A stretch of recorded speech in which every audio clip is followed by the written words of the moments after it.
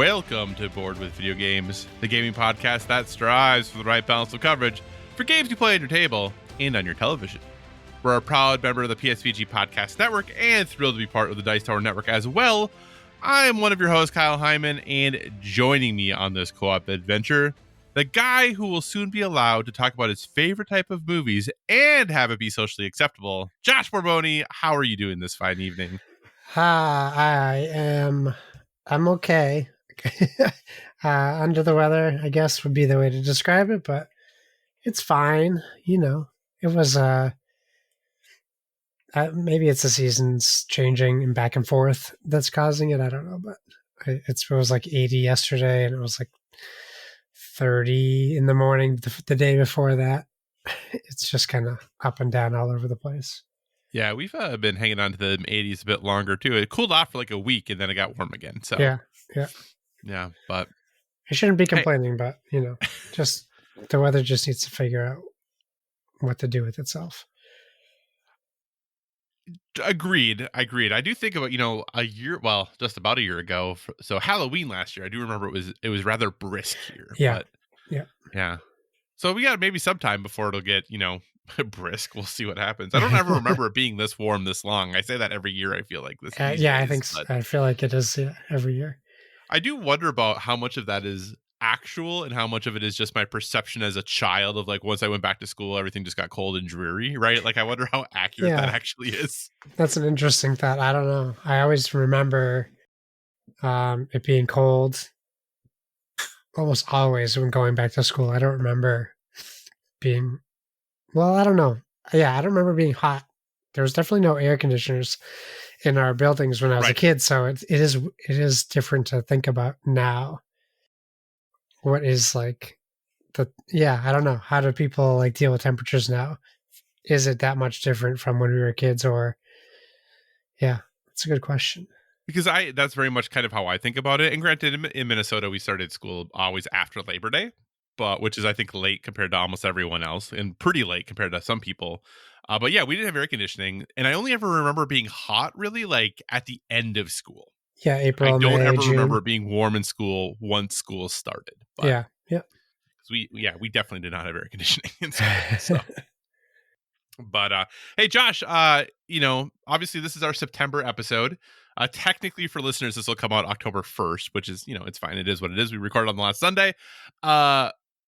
That means it's spooky season, though. Are you excited about Halloween this year? What are your thoughts about, all the scary things that we now need to get to participate in and have it be socially okay that we're doing it? Granted, if you're, in the theme park world, I think both Disney and Universal started their Halloween things, I think at the end of August. It's fine. But yeah, are you excited about this Halloween season? Anything you're looking forward to, whether it be movies or shows or anything spooky coming up you're excited about? Yeah, I mean, I'm not a big, Halloween is what it is. I like horror stuff all year round. So October's weird because I don't really care. Right, but that was okay that you like horror. It is things, okay. And you can talk about it. It's cool. Yeah. I don't do the haunted house thing. I do know people who really like to do that, aspect of the spooky season stuff. That's just not my thing. Have you ever been to a really good haunted house? Yeah, I mean, well, I don't know. I guess that's debatable. I've been to a bunch. Mm-hmm. It's just I just don't enjoy it. So the times I've gone, it's usually in a group setting. Yeah. We had a place. Here. And I'm going to forget the name of it because they changed the name of it. But it was the place everyone would go. Now there's more options, but that was where I am, or the only place that did things. Some kind of something woods or something. I don't even remember what it's called. But that's cool. I mean, that's good for everyone else. I'm happy to talk about movies during this time of the year because people don't typically want to talk about horror movies the other 11 months of the year. Right. Which is fine. I don't know.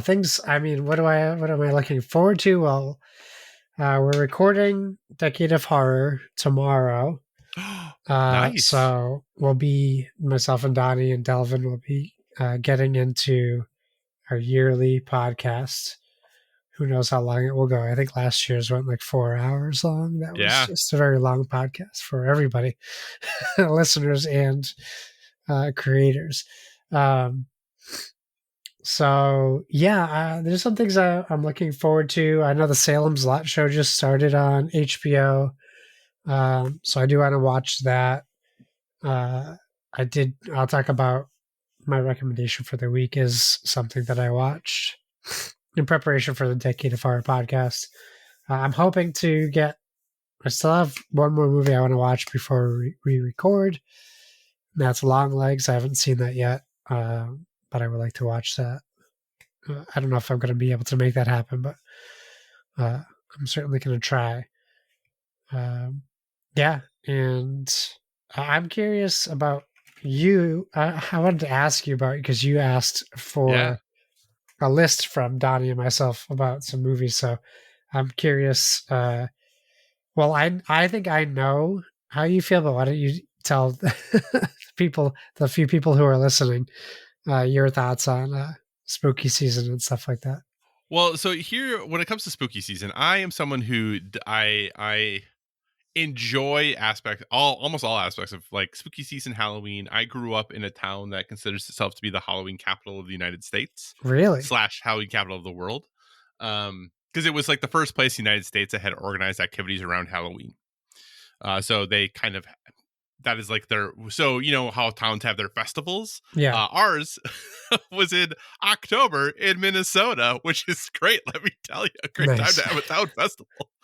But so because of that, I think I've just always kind of enjoyed like that aspect in that time of year. Like when I was in high school, especially, I would volunteer there, like at our county fairgrounds. They had haunted houses that they would run as fundraisers, and like I volunteered to work at them to like scare people and all that good stuff. So I've kind of always enjoyed that sort of thing. And there was a time in my life where I was definitely a very big fan of and watcher of horror movies and all of those things. I've kind of fallen off of that. So I had asked you and Donnie for some suggestions about what I should watch from a horror movie's perspective to kind of get back on track. So I do have homework to do. Now, I have not started that homework for one specific reason. That specific reason is I have to hit a certain deadline with my dissertation. Mm. And once I hit that, which should be Wednesday this week, hopefully, Oh, nice. then I'm going to start doing that. So that was kind of been my thing that I'm like, looking forward to and like going to start doing like once I've hit that deadline. But I have to watch Talk to Me, Midsummer, and Heredity in that order because I've not watched those films yet. And then I have like a big list of things after that to watch. Yeah. Because like I said, I've kind of kept up with it, but I haven't totally kept up with it because, you know, I've seen Get Out and The Witch and It Follows and The Babadook and like other things like that I've seen, but there's definitely, I'm missing some key, you know, more recent horror movies. So I'm excited to start those. Did you see Nope? I have not seen Nope. Ooh, add that. Okay. Add that to the list. The list that is very, very long. The list is much longer than those three, but those are the first three that are on it, and I haven't I was going to go. You can back add if you've seen Us and Get Out. Only Get Out. I haven't seen Us either. Okay. No, okay. You can. So I mean, I know kind of the premise of Nope, though. Yeah, it's less horror. I think it's not. It's horror adjacent. Yeah. So yeah, I kind of like the season. I enjoy it. I do appreciate too that, you know, we're getting into cooler temperatures, which I definitely appreciate. We're also into like college football season and all these things that just I appreciate fall for all of that. And I think that Halloween works well with it. And I like both scary Halloween, but I also like fun Halloween too. That's non-scary. I enjoy them both. But Josh, here's the question I need to ask you because I believe this is accurate. If I recall correctly, you're someone who, you know, obviously I know you love horror movies, but I believe you also said that you think that Paranormal Activity is the scariest movie you've ever seen. I mean, and you have seen a lot of horror movies, my friend. How is Paranormal Activity the scariest horror movie you've seen? It's not okay. Maybe I say that maybe a little liberally. I think horror movies are always about the time and the place in the setting that you've seen them in. So I certainly have had different scariest movies of all time Okay. at different points in my life, even sometimes probably at different points in a year, depending on what's going on. I can't explain. Paranormal Activity is one of those movies that puts you in the place of a regular person who lives in a regular house, who lives a regular life, and just kind of, uh, I remember seeing it in the theater when it came out on a whim. Like it was a group of us who were just like, let's just go see it. I was like, all right, I wasn't going to have the courage to go see it by myself in the theater. And I don't sleep the same anymore. I can't sleep with any of my Wow. leg, can't sleep with my foot outside the cover Yeah. because of a very big scene in that movie. And I know it's like silly. I just can't do it. I'm just uncomfortable, right? So like it's just if my foot's outside that sheet, all I can think of is that movie. Uh, I don't think that's unreasonable. no, And I could see that explanation too, because I guess not all, but many horror movies, especially that you're like the circumstances that people are in, you're like, I would never ever be in that circumstance, right? But correct. paranormal activity is just regular people living in a regular house, which that's your life every day. Yeah, right. So You can't separate yourself from it when it's like that. yeah, And it's I very grounded as far as like you're not dealing with a Freddy Krueger or Jason or anything like that. Like it's nothing that it's not giving you a silly antagonist or premise. So it's a little harder, I think, for me to separate the two things. I mean, yes, depending on your definition of silly premise. no, I just was gonna say I wouldn't consider Freddy Krueger a silly premise. It's actually He really messed certainly up. is. I guess that's different. I think I know what I you mean, though. can't. I know what you mean. I can't watch Nightmare on Elm Street without laughing because he's just like a funny bad guy. Yeah, he I is. know some people are terrified by him, but I think he's just very silly. Yeah, why he exists is really dark, but the Yeah. manifestation of him is silly. Right. I would agree with that. Yes. Yeah, Yes. absolutely. Yeah. But okay. Well, anyway, that's enough spooky season talk, I guess. But yeah, I'm excited. Like I said, I'm really raring to jump into these movies, and like I said, I just got to get this darn paper to the point I need it to be so I can Sure. do that. But other final question of kind of housekeeping before we fully jump in, Josh. You know, this is our September episode, which leaves us October, November, December, which means Josh, next month, our November episode, or excuse me, our October episode, uh, our 10 favorite board games of all time, Josh. That's our Yeah. next episode. How are you feeling about that? Are you prepared or getting prepared to talk about your favorite board games of all time? Yeah. I'm very nervous about it. I don't know what. I don't know how I'm gonna do that and or our video game one.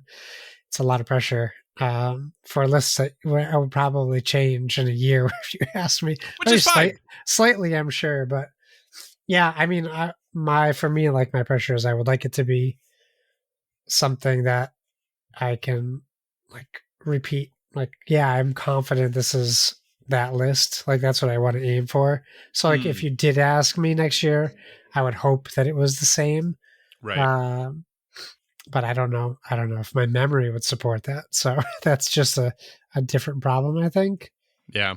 What I have decided is I was also kind of under the same mission that you are giving yourself of like, Yeah. I feel I should have like this definitive list of like the 10 things I really like.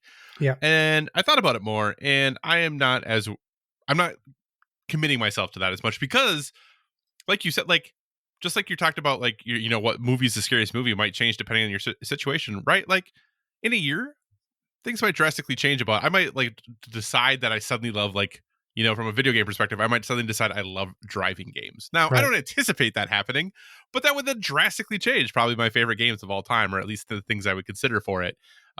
So I think about people who do this quote unquote professionally, Yeah. using the dice tower as an example. Their top 10 change. They do a top 100 every year, Every year. and Yeah. their top 10 games do not stay the same, right? Yeah. They change. Like some of them change drastically, where a game that will just come out will, like within the last year, will be in their top 10, right? And unseed games that had been in the top 10 for a decade. Yeah. And they're just like, yeah, it is what it is. This is how I feel today, right now, about this. And I think that's okay. So Yeah. just That's a know good point. I am not holding you to having the Yeah. exact same list in a year. Oh, So it's just me doing it to myself. Yeah. Yeah, for sure. But yeah, I'm actually kind of looking forward to it. I haven't really put pen to paper yet. I have a whole bunch of things kind of thinking, floating around. I have like a list probably of like a whole bunch of games that I'm like, hey, I should at least think about these. Yeah. But I have nowhere near tried to start narrowing it down. But I think it'll be a good time. So, all right. Well, hey, look for that next month, everyone. Our top 10 board games of all time is going to be so good. And it's Yeah. going to be a definitive list that will never change. That everyone, even our listeners who like video games, will certainly want to listen to the whole episode. Oh, definitely. No, absolutely. Because it also Definitely. will not be the only thing we do in that episode. Yes. But, it'll be a good chunk of it for sure. But I will say, though, in working on my video game one, I'm very surprised. So, Yeah. You're yeah, surprising yourself? I am. There's some things that are probably obvious, but a few things that I am surprised by, kind of things that are sticking around more than I thought they would as far as Interesting. fighting for a spot. But that's teasing for a couple months in the future. But with that, let's talk about today and this Sure. month. So thanks so much for joining us this week, everyone. As always, if you have any feedback, questions, or suggested topics, hit us up at Board with VG over on Twitter/X, or check out all the awesome stuff over on the Instagram, also Board with VG. We're proud to be part of the Place of Video Games podcast family, and we encourage you to check out all of the shows like the PSVG podcast, the Nintendo Shack, PSXP, Decade of Horror coming back for their annual show. So you never know when a new show might pop up. So be sure to stay tuned to all your favorite PSVG podcasts to stay up to date. We're also a member of the Dice Tower Podcast Network. So if you enjoy our conversations about board games and would like to dive deeper into that world, we encourage you to check out the Dice Tower Podcast archive as well as all the other members of the network. No matter what type of board games you enjoy, there's a podcast on the network that's right for you. So that, Josh, we should start talking about what we've been playing. We both actually have pretty reasonably sized lists. So I am very interested and excited, Josh. What have you been playing, sir? Well, we have 4 games that are the same as well. Yeah, we do. So I'll talk about a game that you should play with us at some point, and that is I'll start with Lockdown Protocol. That is a game that we're playing on Steam. It is a game that our game group that we've been playing games like all the games I can't think of the names of, Lethal Company, Backrooms, all these other games. Similar style, party style game, and it's basically first person Among Us, and it's a lot of fun. It's I don't know why it's so charming, but it does something that separates itself from the other games. And just to give you like, we play, it's me, Lucas from Flexpose, Kevin, Austin, and his son. And it's, so it's 4 of us. And just like Among Us, you have these tasks you have to do where in this game, there's like creating samples from plants to create like compounds is one task. One of the tasks could be computers, which is sending messages to testing the computer system in the thing. There's all these different ones, and there's always at least one traitor when you play with 4 people. I believe you could probably make it 2, but with 4 people, it doesn't really help. But as you're playing through the game, there are guns, knives, screwdrivers, things. There's even a C4 thing that is lying around that you can use to, well, one, defend yourself, but knowing that like you pick up a gun and someone sees you walking around with it, they might not think you're trying to defend yourself. Sometimes you pick up a gun and there's no ammo in it, and if you don't check and you are the traitor and you try to kill someone, it can be pretty embarrassing to not have any bullets. And then you have to, get the trust of everyone else, which is a lot of fun too. So it just makes for a lot of like silly moments. Also, the sprint consumes your stamina, and if you run out of stamina, you die, which is very funny. That is funny. Your stamina comes back, but if you're running away from someone, you can just die. If you're running and then you jump, you can die because it takes the rest of your stamina. You can die as the bad guy, like running after somebody. You could just fall down dead. There's a lot of funny situations that happen. It's probably my favorite like social game that we're playing right now. It really has surprised me how much fun it can be, and adding more people and more traders, I think, will make it even more fun. But that one's been a lot of fun, and I think it's become a crowd favorite of our games. Still playing Phasmophobia with them too, so that'll Hmm. probably be a big October game. Maybe we'll try to get played more. I'll be honest, Phasmophobia scares the crap out of me. And we'll be playing the game, and while I'll say I'm going back to the truck to like check cameras, and I am doing that, but I'm also doing it because I need a break from being terrified. 24 every minute I play that game, I'm worried about getting scared. So it's very effective as well, but it's also a lot of fun. I put redacted on here because I'm playing a game I can't talk about. In fact, I can't even tell Kyle about it. I can't even, according to what I agreed to, I can't even play it with someone else in the same room as me to watch it, and that definitely didn't happen at all. It was just me playing it in my living room Look at you just by teasing. myself.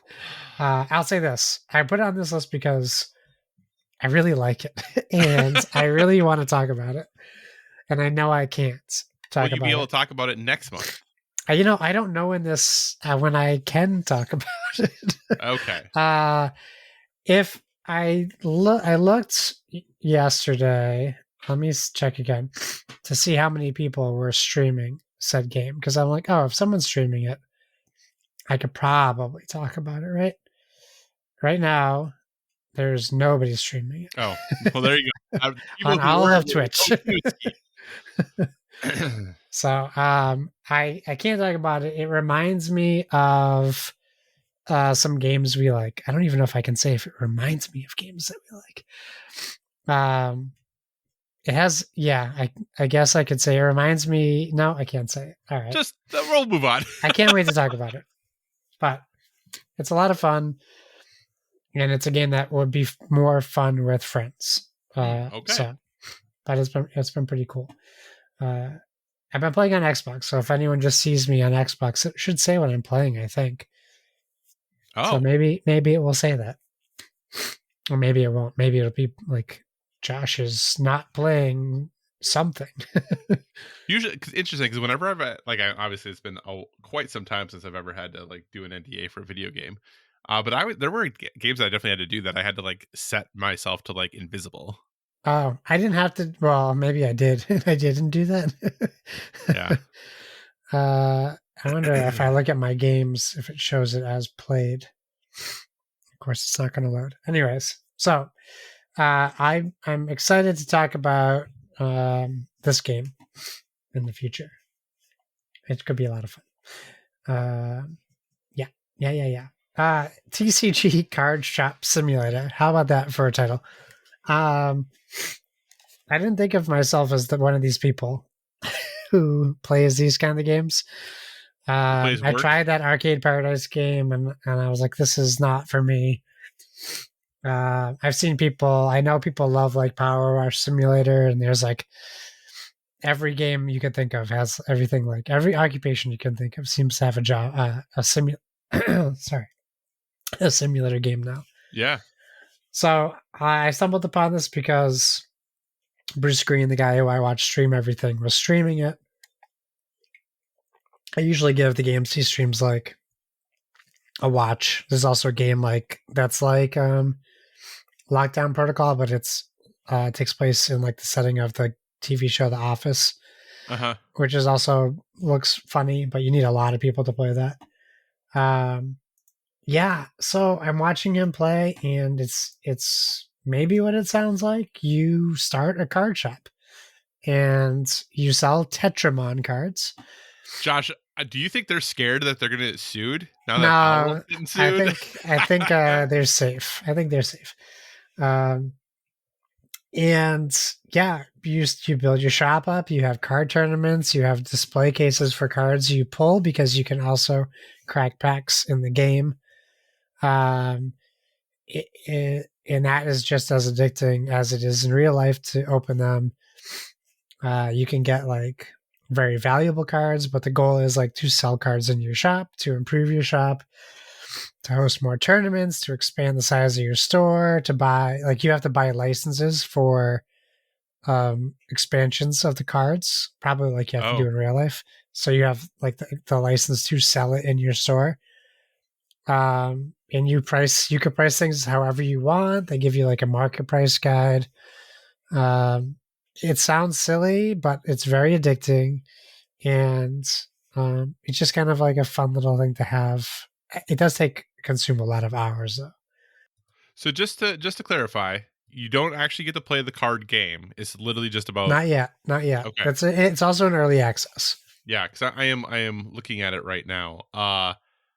Here's my other question, and here's this is probably bad. That this is my biggest problem with this game. So when you get your new deliveries of cards, they just put them in boxes on the curb Right on outside. the curb. Yeah, it is funny. Luckily, no one steals them, which is good. You also have to man the register yourself at first, and you have to give correct change, and you have to do it with Oh, cash and or a card. wow. I did in my game just hire somebody to work at my cash register, but it's like Are any you game where you have to hire someone. They're like very slow. They don't even level up, so you can't even get them, and they improve. You just have to save money to buy someone better. Oh, okay. So eventually you're So gonna fire this worker, Josh, send them out packing, and hire someone else. yeah, or I can put him to stocking shelves and then hire someone to be a better cash register person, Okay, okay. which is probably what I'll do. But he costs $50 a day to employ, and then the next guy up is $150 a day per day. That's a long week of Yeah. paying somebody. Well, I mean, I eight think, hours a day, $10 an hour would be $80. yeah, $15 an hour would be 120. yeah, So he's making $50 an hour a day. Sorry, a day. Sorry, not an hour. also I'm saying, Yes, if you're paying them, an 8 hour day, $80 is $10 an hour. So you're not even paying the guy yeah, $10 an hour. yeah. I would work Well, slow so then then too. that's not very good. Then he works. He works for $10 an hour. Yeah, it's like $12 on Steam Early Access. It's a lot of fun. It's just like something to play when you just want to kill some time, or not put any thought really. Well, there is actually more thought than I planned when getting it, Right. but it's fun. I don't. We'll see how Good. long I play it for. um. We can. Yeah, and then Diablo 4 really making a comeback for me. Um. Same. I put it Same, down for a same. while, and my first character was a druid, and then my second character was a sorcerer. So I went back to my roots, my Diablo roots, and just went good old fashioned barbarian. Mm-hmm. And that's what I'm doing now. The other two characters I started, I didn't finish the game with. So my intention now is I play like 2 hours a night in bed when I go to bed, Mm. depending on the week. And obviously, last week was not. Oh, this past week, the days weren't every day. Um, but yeah, I've been playing on my Steam Deck. It's been a lot of fun, and uh, I just I love smashing grizzly bears and goblins. Yeah. Well, I mean, I'll just jump in then, too, since I'm Yeah, also back. I don't know why all of a sudden I decided I want to play Diablo 4 again, but I was yeah. like, I haven't played in a while, looking for something to play. I keep seeing all of the cool advertisements for, The the expansion Vessel of coming out. Hatred. Yeah, in just like a week here. So maybe their advertising what's got me, but Yeah, it's in my 10 favorite games of the year last year.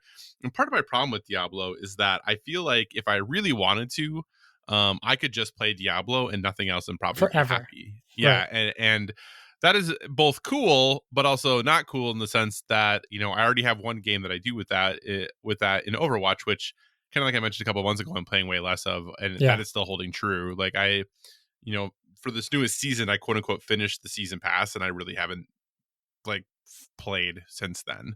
Yeah. So I am only playing that maybe one or two times a week at this point until the new season. So that's really fallen off.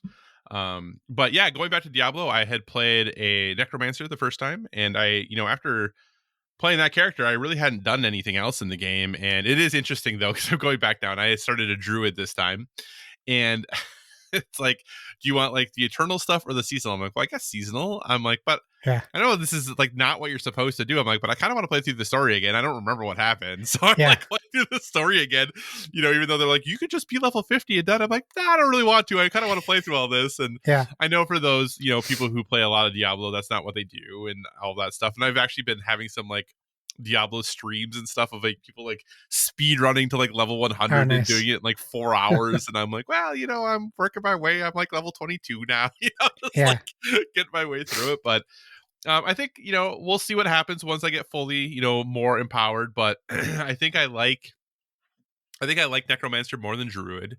But so far I'm having fun with Druid. It's been good. I know that what I find fascinating about the world of Diablo, and I know this is true of probably every game and every game community, but there's like knowing enough to play the game, and then there's like actually knowing how to play the game, Yeah. right? Like, Right. and they're two very different things. And I know enough to be like, okay, there's different builds, and what build is the best build, and I know that for the most part, like Lightning Storm Druid is kind of like what you're supposed to be doing if you want the most like efficient or effective, especially for end game stuff. But I'm like, I'm not going to get to end game anytime soon. As someone who played Necromancer, I like having pals. So, Yeah. I'm trying to do the best I can to have do a companion build, and it's going fine. Like I'm not dying or anything really. And, I'm getting through and doing the stuff. I'm probably not as powerful as I could be. And I know I could respec later if I want to, but it is really interesting just noticing the differences of like, okay, for Necromancer, in order to get the one things, I don't even remember what the stuff, half the stuff is called, but where you get like, not, it's not your skill tree abilities, but like the other abilities that you Yeah. get. I don't. Your specialty, like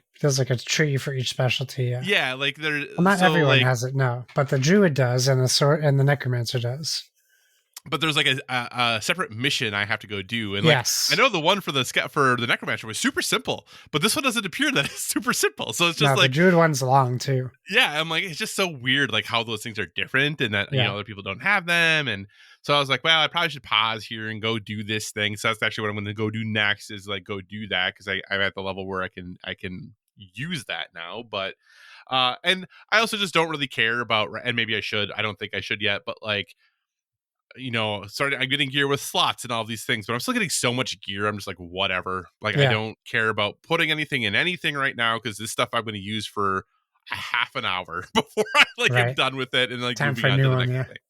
So yeah, I'm enjoying it. Like I said, I can't decide if I want to get like really, really into it, because watching these streamers do it, and I know this is true, and it's probably true of me in Overwatch. Not that I'm good in Overwatch, but I know enough about the game to like understand all of the shorthand for everything. But like sometimes, like I swear the streamers are talking a foreign language. I'm like, I don't know what any of Right. that stuff is. But I will say I'm really stoked that I have a dog who picks up all my gold. That Yeah. for me was like, I was really excited about that. Yeah. Apparently that's controversial. I didn't know that. Is it? Yeah, apparently one of the streamers I was watching is like, I know some people are really angry because they're like, this is Diablo. Why would this person have a dog that follows them? And I'm like, I'm just happy I don't have to run and pick up the gold. Yeah. I'm thrilled. So I get that. They took that. I think they took that from Torchlight, but it's a welcome addition for me. I'm happy. Yeah, I with love it. I think it's great. But I'm a casual. But anyway, yes, I've also back deep into Diablo 4, which I did not expect. So Nice. Anyway, you continue on, sir. Sure. Well, let's talk about Warhammer 40k Space Marine 2. We're also playing that. Yeah, so Kyle and I have been playing together. Then my friend Juice joined us last week or 2 weeks ago now. And I always feel funny introducing him as Juice, but that's his preference. And he won't listen to this anyways. But yeah, we had a lot of fun. And I think it's, what I think is interesting about this game is like everyone compares it to Gears of War now, which I think is okay if you're watching it. I think that's a fair comparison, but it doesn't, similarities from character build aside, I kind of feel like when we play, I feel a little not lost and not overwhelmed, but sometimes I just stand there and go, like, I can't. There's nowhere for me to hide. There's no cover in this game, so like, and you're constantly put into these scenarios where there's very, very little cover. Without a cover system, so just hiding spots in the map, and there's a lot of verticality for the bad guys too, so you can't even really hide behind something always. Uh, but yeah, it's very like I didn't know how close to Vermintide it was. As for anyone who's played Darktide or Vermintide, it's really taking it takes from the World War Z system that is Yeah. Focus, right? Focus created, where they have like the bad guys will run up each other to get to higher elevations. It's obviously scripted parts of the game. They're not just doing that always, but um, I think it's a lot of fun. It reminds me, if anyone played the first Descendant at all, there's parts of like those maps where you have some minions and like a boss style guy. It's very similarly designed like that, where you're not always fighting 200 guys rushing after you, but mostly you are. Yeah. So there's some breaks where you're doing like smaller, picking people off, or getting a big boss, or mid boss, or whatever you want to call them. But it's fun. I'm not following the story, but that's okay.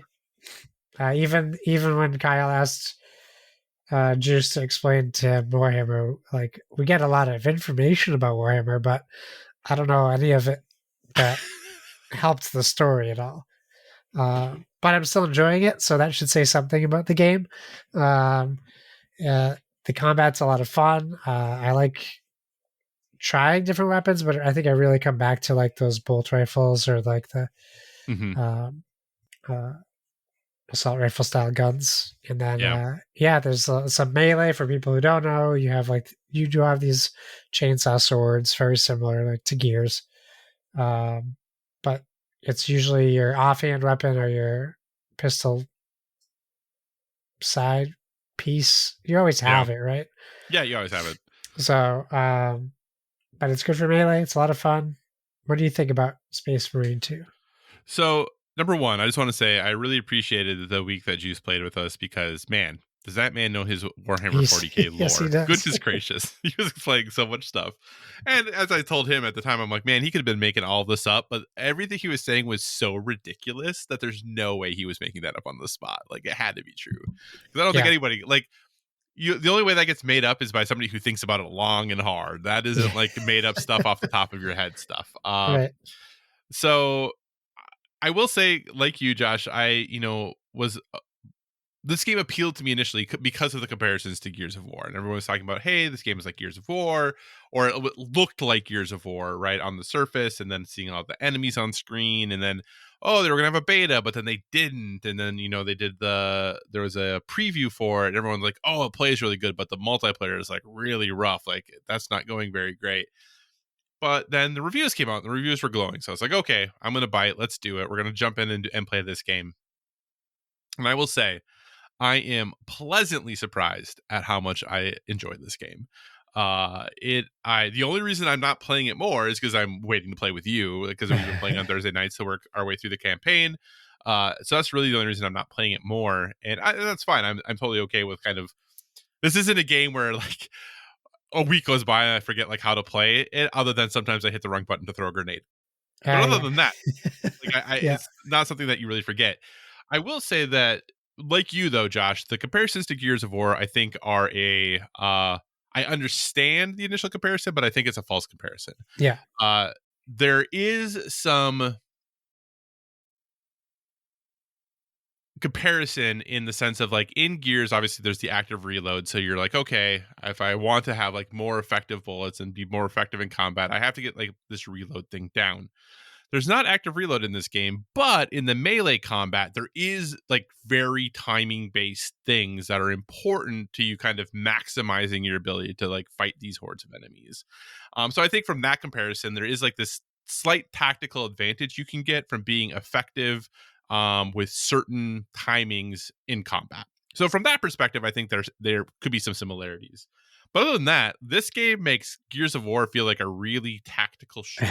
right. Like you're really thoughtful and planful, and you hide and you throw a thing and you pop out, you shoot and you hide back a hound, maybe you roll over to the other thing, pop up, shoot, and doing that. This game, you might start something like that, but at some point during some of these battles, everything, S hits the F and you are just run like you are like meleeing for all, you're the best, like just trying to survive and doing these huge cool things. And what I love about this game is that they really incentivize like getting in there and like getting Yeah. into combat. And yeah, shoot for a while, that's fine.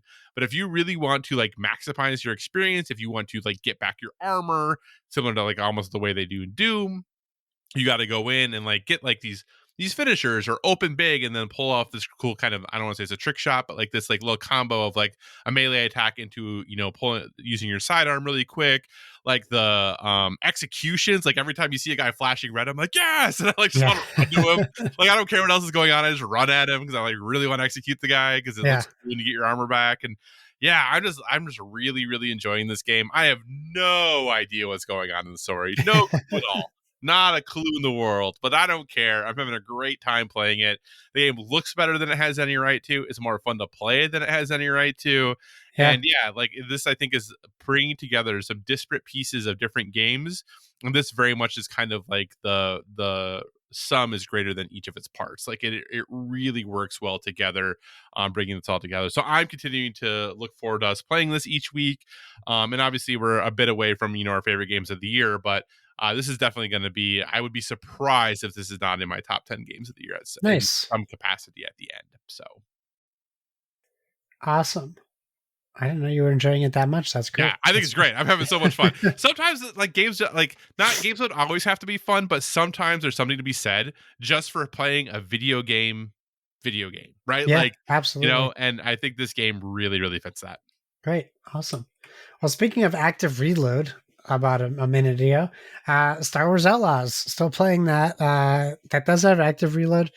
Um, yeah, I actually I put that aside for a little bit because of the last game I'll talk about, and um, I kind of needed some. I needed a boost to get back into it because Diablo was kind of filling that other time. So yeah, I jumped back in. Probably took like 2 weeks off, so it did feel weird getting back in, but still enjoying it. It's just like it's a different. Like, you got to have your mind. It's like a mindset kind of game, if that makes sense. Like it's not. It can be shooty if you really want it to be, but most of the time, you have Can it to be though, like Josh? it Can can. it be shooting? Now there's places you can't be. Like I tried doing that when I was in Pike territory, and I have a poor reputation with them, and I forgot that you can't just shoot like you can in Imperial missions. Right. So I'm getting, got myself caught a couple times doing things that I shouldn't have been doing. But if you're out in the open and or in space, like you can kind of just do what you want, and that you can do all the shooty stuff you want there. But mostly this game is just it's a stealth game, and it's unapologetically a stealth game, which I appreciate about that. Like they're like telling you, stop trying to make this a shooter. Hmm. This is a stealth game, and it will stop you. And it will. That might be bad for people. Yeah. They may not enjoy that, and I get that. Like that game is not for everyone. Yeah. So I appreciate the people who don't like it for the right reasons. That's fine. The people who hate it don't like it for the wrong reasons. I just don't care to, talk to them about it. Uh, but yeah, still having fun upgrading. I did upgrade my blaster today to like the Bunta special, so it's all painted and stuff. And I'm like, I'm being stealthy, and I'm going to be walking around with a bright blue and pink handgun. I don't know Heck that yeah. fits the story, Yeah. but I still equipped it anyways. So Josh, I'm gonna say I have been playing this off and on, and I have very mixed feelings on this game. And I think, and I can't decide if it's my fault or if it's Ubisoft's fault.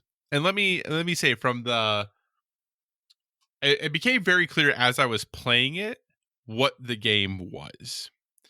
However, maybe I missed it, but I don't remember them telling us this is what the game was going to be. No, yeah, I don't think that messaging was there.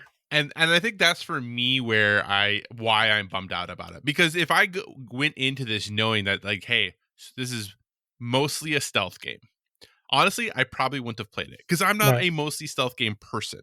I quote unquote like stealth in Assassin's Creed until the point that I fail it, and then I can just do whatever I want, Right. right? And that's why I tend to like the more modern Assassin's Creeds because they don't have those fail states like that. It's like, hey, yeah, if you can stealth it all, awesome, but if you can stealth it for 30 seconds and then things go completely wrong and then you just rely on all your other skills and abilities to get out of it, go to town. That is me. I kill as many things as I can without being noticed, but as soon as I notice, I just want to be able to rock and roll, right? Yeah. Yep. And I kind of thought that's what this game was going to be. So like I said, maybe that's on me. For me, I think that's just kind of my biggest bummer about it. And like I said, I don't know if that's my fault, if that's someone else's fault. I don't have an issue with the story, the music, the setting, like what they're doing, like all that works. Yeah. This just isn't what I thought the game was going to be. Sure. No, So that makes sense. Well, we thought it yeah, was The Division in space, yeah, right. and And like it is again, not that. maybe because it's massive, that's what I assumed. And like obviously, I Yeah. played the Avatar game that I shouldn't say famously, but I said I was more excited about that game than I was Star Wars Outlaws, and then I saw Yeah. more about Outlaws, so I was like, maybe not. But in the end, I do like the Avatar game better than Star Wars Sure. Outlaws. So, and That's both of fair. which though I think are both like well-made games overall. Misrepresentations. Well, I mean, more in the sense of like I think both of them are like well-made games. Like I Yes. don't think there's Yeah. anything like quality wrong with them per se. Like, and again, just I didn't run into any issues. Everything was working well for me. But yeah, I think that Avatar is fitting a little more of my gameplay style and what I'm looking for in a game than what Star Wars Outlaws is. But like I said, I haven't deleted it. I'm still playing it from time to Yeah. time. Just now, Diablo is taking more of my time. So Yep. It's much more reward out of Diablo. yeah. Yeah. And then lastly, I'm glad we've been doing this together because I've been talking about games for an hour.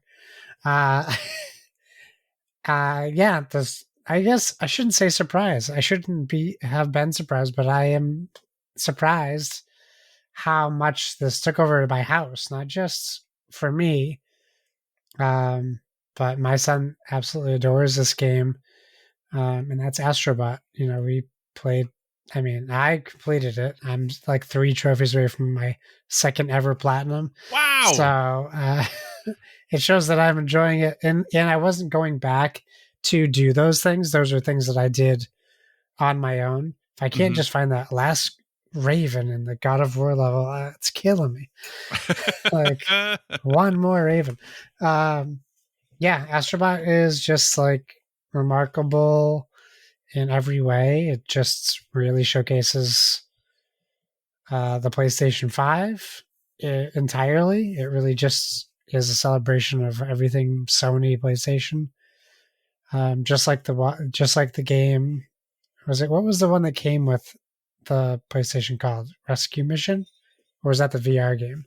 That's the Astro's Playroom was the one that came with the PlayStation. Okay. So yeah, we loved Astro's Playroom. Like everyone in the house played it too then. So I shouldn't have been surprised when this game came out that it wasn't going to be anything but incredible. And it really just makes me wonder why they don't use that controller for every game on the PlayStation 5. Why is that? Why are the people who designed that Astro game stuff not working for every studio under the Sony umbrella, adding that even just option to their games? Doesn't even have to be mandatory. Like just the I can't. It's hard to even explain, so I hesitate to do it. But when you're playing this game, this haptic feedback that you're getting it doubles the experience of the gameplay. It's just very incredible, and to the point where like you're playing it hours later and you're even forgetting that this controller is doing what it's doing because you're so immersed in the level. Like you could like stop for a second and like look down at your hands and you're in a rain level and the whole controller is like vibrating as if like raindrops are hitting and you can feel it. It's just very incredible. And pair that with a really barely there story, which is fine. Yeah. But every level is so unique and colorful, and the only thing that I have a complaint for this game are those challenge levels, those triangle, square, circle, X challenge levels, and then the final one. I mean, those ones I've spent like sometimes an hour trying to do one level Yeah. completely. I've had to walk away from a couple levels and come back days later just to have a fresh go at it. But Right. for someone like me who doesn't typically like platformers, like it really takes a special game to make me like get excited about a platformer. This is a top 5 easy of the year, maybe even higher, probably even higher. Can you get higher than top 5? No, but higher No, than 5. it's it's its own standalone category. Um, did you get the Raven that's like that you get like right when you're on the controller flying in at the start? Probably not. That's Maybe. there's one like way on the left hand side of when How you're do on you the hit it with the thing if you're on the controller? You can fly over to there because like if you hit the if you pull the triggers like while you're on it, it like speeds you Yeah. up to like go like and so you can hit it. Oh, you hit it. Okay. Yeah, All you right. just fly That's into gotta yeah, be you the just one fly I'm into missing. it with the Yeah. yeah. So I don't know if that's the one you're missing, but Maybe. anyway, yeah, so I've also been playing Astro Bot. I have not done the challenge levels. I've been saving those till the end. Mistake. Probably, You yeah, gotta mix those in. maybe it'll break me. Maybe I should go back and do some of Yeah. them Don't now. do them all at once. Yeah, because you're definitely farther than I am. I have not finished it yet. I'm probably about halfway through. Okay. Um, but I'm really enjoying it. I'm having a great time with it. It is kind of everything that I wanted and hoped that it would be. And then when the reviews came out, I was like, okay, are these being too effusive and too, like maybe this is gonna be, a bit of a letdown because like those numbers are so high. But yeah, I'm just having a great time with it. I don't really have anything new or unique to say about the game. I don't have some novel take on it. It's Right. just a really great game, and I hope that this shows PlayStation that they don't have to spend, a ton of money and a ton of time on these really like massive open world, super detailed games that things like Astrobot that are a little more quote unquote budget, which are still expensive, but there's an audience for these games and that people enjoy them and that they can do well both commercially and critically, and I hope that Astrobot shows them that. And I think we have obviously, which we'll talk about later, we're getting some more content for Astrobot moving forward, and I hope that continues. And while I'm okay with Astro being the PlayStation world mascot kind of stuff, I do think it would be neat for him to break out and just do his own thing, like separate from all the other IP. It's cool if they want to keep doing it this way with the callbacks and whatever. That's neat, but it Yeah. would be cool to kind of see him off on his own, doing his own thing too. But yeah, it's great. I have no reason why I would never recommend this game to someone. It's a pretty wonderful game. Yeah. Yep. Agreed. That's my Anything else? list, sir. Okay. Oh gosh, that is your list. Okay. Wow, we've That's been my talking for a list. while. Forever. Hey, but that's okay. We got through most of my video games as well. The only one I'm going to add on to it, and it's going to be very brief, is Vampire Survivors finally came out on PlayStation. So I have been playing that on my Portal while I've been working out in the morning. And it's a great fit for that. I am almost have the platinum. I'm like 2 or 3 trophies away. Nice. So yeah, I've been having a great time. And I did get to a point. I guess I don't know if this is true or not. Because once you start unlocking things, you can get to like hyper mode and you can get so your weapons continue to level up and all this stuff. I think I got to a point where I don't know if I was really ever going to die. Oh. Like Yeah. like I was like I had been playing for like an hour. Yeah. And like stuff was just going and I'm like so I just quit because I was like I don't know like if I'm ever gonna die, and my workout was done and I was like, well, I don't know, like I got the trophies that I needed from this run. Like I was doing a run to unlock a couple specific things and I'm like, why I clearly accomplished those tasks. So Yeah. but yeah, so that's my only like I don't know. But yeah, it's great. So if you've never played Vampire Survivors, I recommend it. I think it's a pretty great game. And as a reminder, if you've never played Vampire Survivors or have no desire to, you should at least listen to the soundtrack because it slaps. Yeah. It's very, very good. All right, folks. Well, we're 50 minutes in, and I still have a boatload of board games to talk Yeah, you about, do. but I'll talk about them very quickly. But I have played a number of board games, actually 5, I think, board games this over the last couple of weeks here. And what is surprising for me, two of those games are the game that won the Spiel des Jahres and the game that won the Kenner Spiel des Jahres for this year. So let's just jump in then. The first game is Sky Team, Yeah. which did win the Spiel des Jahres this year. So the game came out last year, so it won this year's Spiel des Jahres.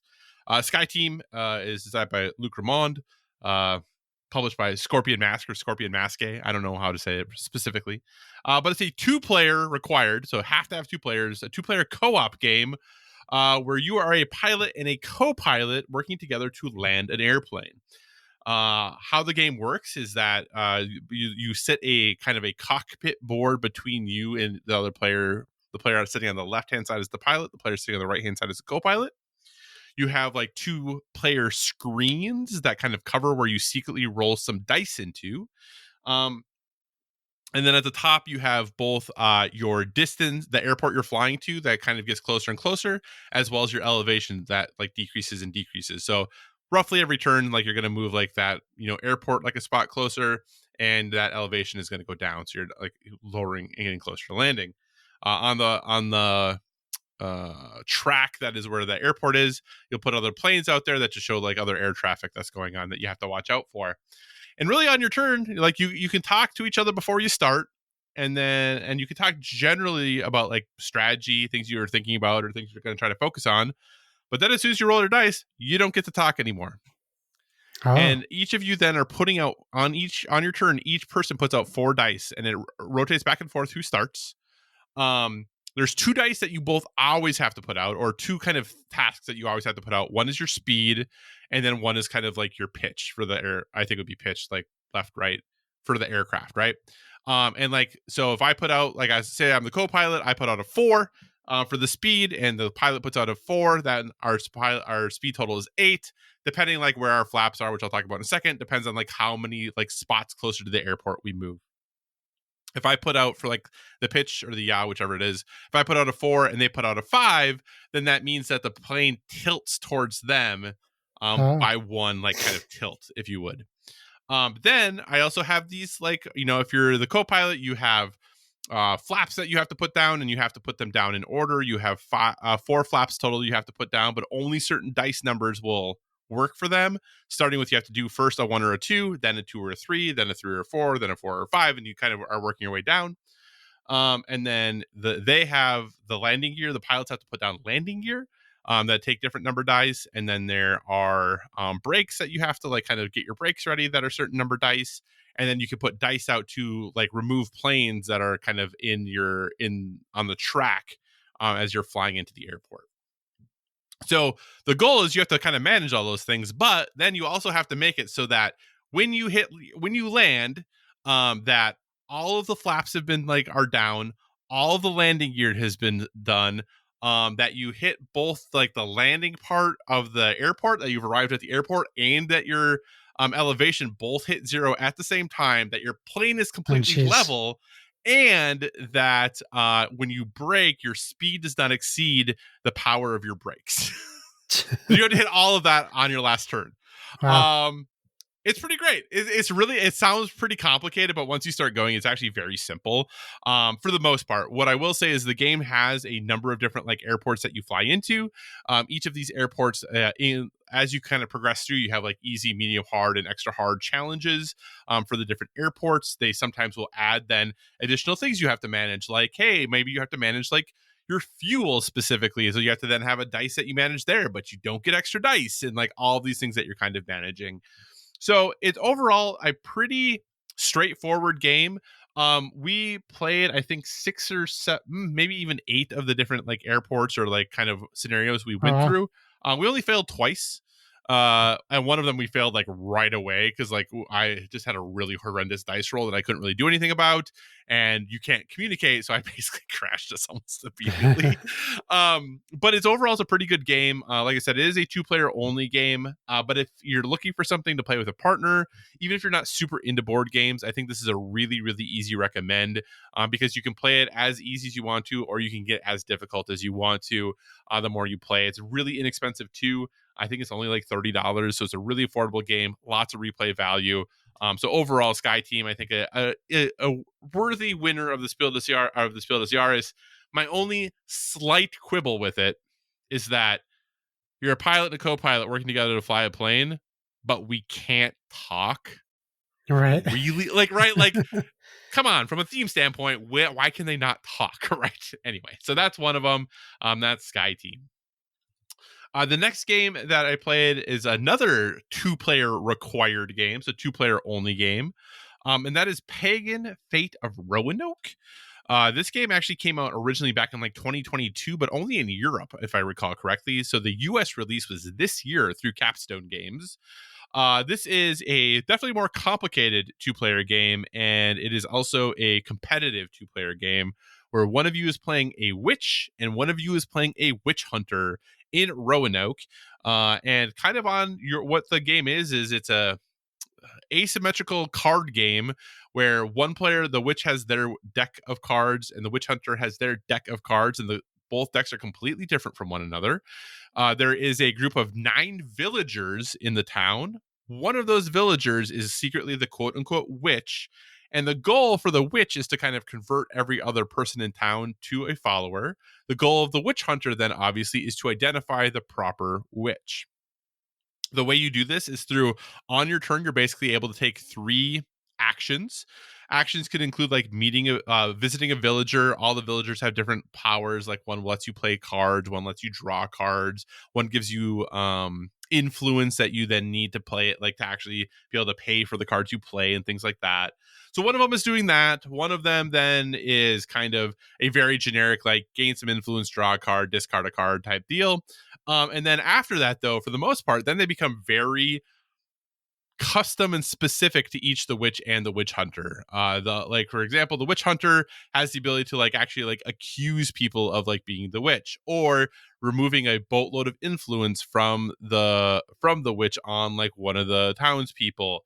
Or the witch can like put these enchantments out that kind of give them benefits or you drawbacks, and there's ways that you can remove those, and there's like all these different things you can do. And then the witch is just the opposite. They have ways to, if they get enough influence on a villager, every time they visit that villager, even if they're not the actual witch, they get to like take the action there twice for free rather than once. And like all these things that are going back and forth.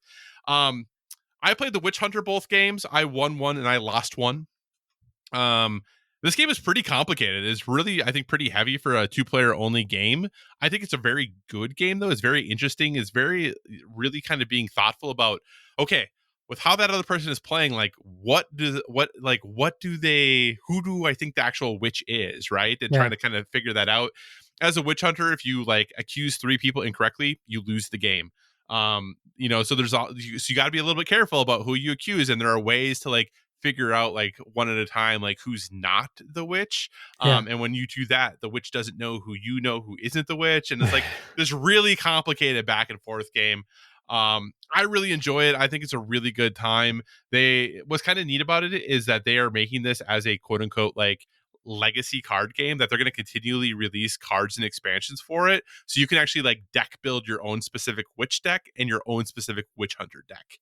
Nice. Which is actually kind of interesting as far as that goes. But overall, I really enjoy it. It is about $45, I think. So if you're looking for something that is 2-player only, that is especially for spooky season, that fits in, but also a bit thinkier and heavier, I think Pagan Fate of Roanoke is a really good option. Right now, the rank up for that game overall on Board Game Geek is 686. I really hope it gets to 666. So the next game I played then was The Search for Lost Species. Josh, have you played The Search for Lost Species or The Search for Planet X? I have not, no. Okay. And there's another game in the series called The Search for UAPs, which is coming out. I think that's coming out at Essen. Yeah. But basically, these games are basically logic puzzles. And in The Search for Lost Species, this is a game for 1 to 4 players. It's designed by Matt O'Malley and Ben Rossett, if I recall, and published by Renegade. It is app driven, so you do have to have an app to play this game. But basically what you're doing on this game is you are sitting down and you are trying to explore this island to find the quote unquote lost species. Every game has a different lost species. But in the order to identify where the lost species is on this map, because the island is a number of different hexes, you have to basically solve this big logic problem. So when you start the app, you kind of get a game code if you're playing multiple people, and everyone puts the same game code in. And then once you have this game code, it's going to give you just a bit of information of like specific things you can research and some general things to know about this game. But then once you go in, you'll be like, for example, like let's say that when I go in, I take an action that I'm going to like move 3 spaces and search for frogs. So I go into the app, I plug on the app the 3 like board spaces I'm checking, and I put that I'm checking for frogs, and I kind of let it to, I'm like, hey, are there frogs there? The game will tell me you found in these 3 spaces, one of these spaces has a frog. And I'm like, okay. So then on my little map, I check, okay, I'm like, I know one of these spaces has a frog. But then I also know through like other research that like a frog is not going to be adjacent to a snake. Or that like, you know, like one of the animals you're looking for is like a couscous. Like the couscous, there's always 3 of them on the map, and they're always within 2 spaces total of each other, right? So like you're starting to put all these things together because also only one animal can be in one space. Okay. So you're starting to kind of try to piece all of these different spaces to get pieces together with the goal of eventually being the person who identifies where the location of the lost species is. And that's Gotcha. kind of like, you can win without being the person to identify it, but it's pretty tough to. But really, because by the time you're said and done, and after you've identified where all of the other animals are, there's only one space really the lost species could be in. What's really brutal about this game, though, is that if you guess, because you can be like, hey, I say that this space right here has the frog, and you put that into the app, and you're like, okay, there's a frog in this space. If you're wrong, that guess is just Oh. gone forever. You Oh don't get to no. guess about that frog ever again. Yeah. So you have to be really, really, so you can't just start throwing out guesses right away. And what's neat is you have different ways of exploring. You can set camera traps, and if you set the camera trap, it will 100% tell you what animal is there. But then, like, getting the camera trap back takes a really, really long time for you to be able to use it again. You can like use a boat to like inspect, but if you use the boat, you can only go around the outside of the island, so you miss all the internal things. And then it's like, it seems like having more pieces of information would be helpful, but if you're like, hey, is there a snake in one of these 6 places, they're like, yep, there is. You're like, well, crud, I don't know which of the 6 it is. Do I really have more information than I did before, right? So it's really neat. It is kind of frustrating though, because the only thing I don't like about the game is when you're playing it, obviously you're all sitting in different spaces, and the board is one way, and and even though the spaces are numbered, the map on the app is a way too that might be different than how you're oriented. So you're trying to have to like spin things all the time to be like, wait, this says northwest, but this saying northwest for how this is, but I have to spin this then to look what northwest is from this point. And so that's like a little bit challenging. The other thing that's challenging is I messed myself up in the game in that you can kind of they give you a pad of things to like kind of keep track of like all the like guesses you made, and the app also keeps track of all the things that you've done.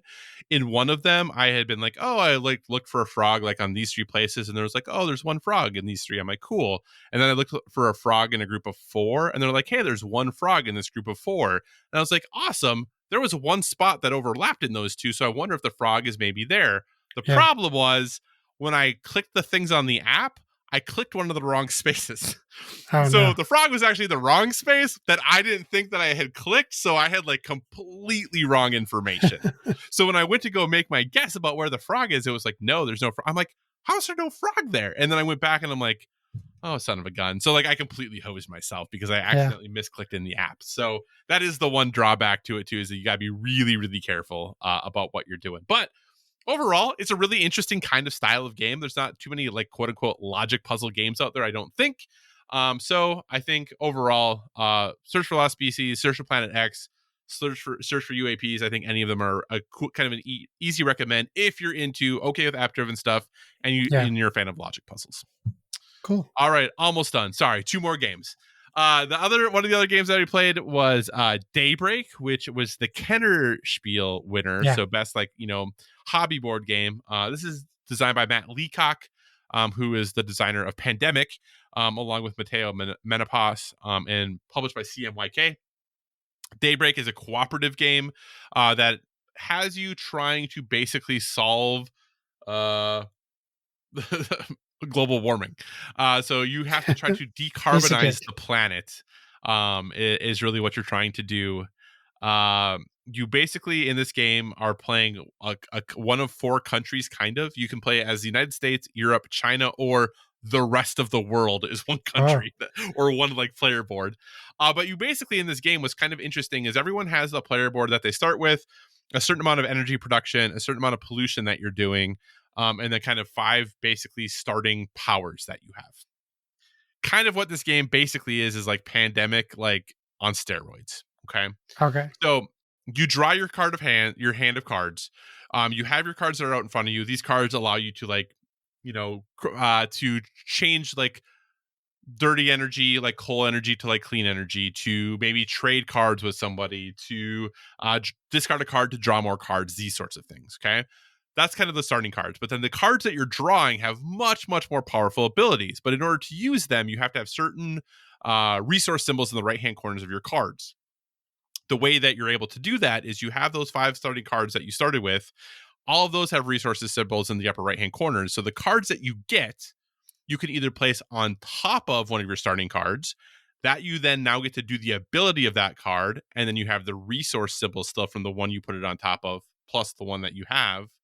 Or you can slide it behind and then just have the resource symbols that are used to kind of maybe make the ability that you're doing more powerful.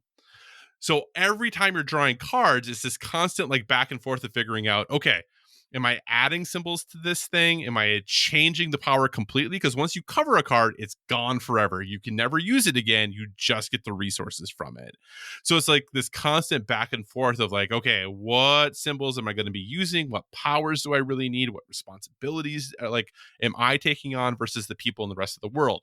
So you have like your board you need to manage because you have to ensure that you're producing enough energy for your country. However, there's also all of these things communally that are happening on the board. There's crises that are happening. There's like other like requirements and like objectives that you're trying to meet. And those take your cards and like your energy and like all this other stuff too. Um, and then, once you kind of get to the end of doing all of your stuff, then like, hey, we now go through and like figure out how much energy are we putting out or how much, pollution are we putting out into the world.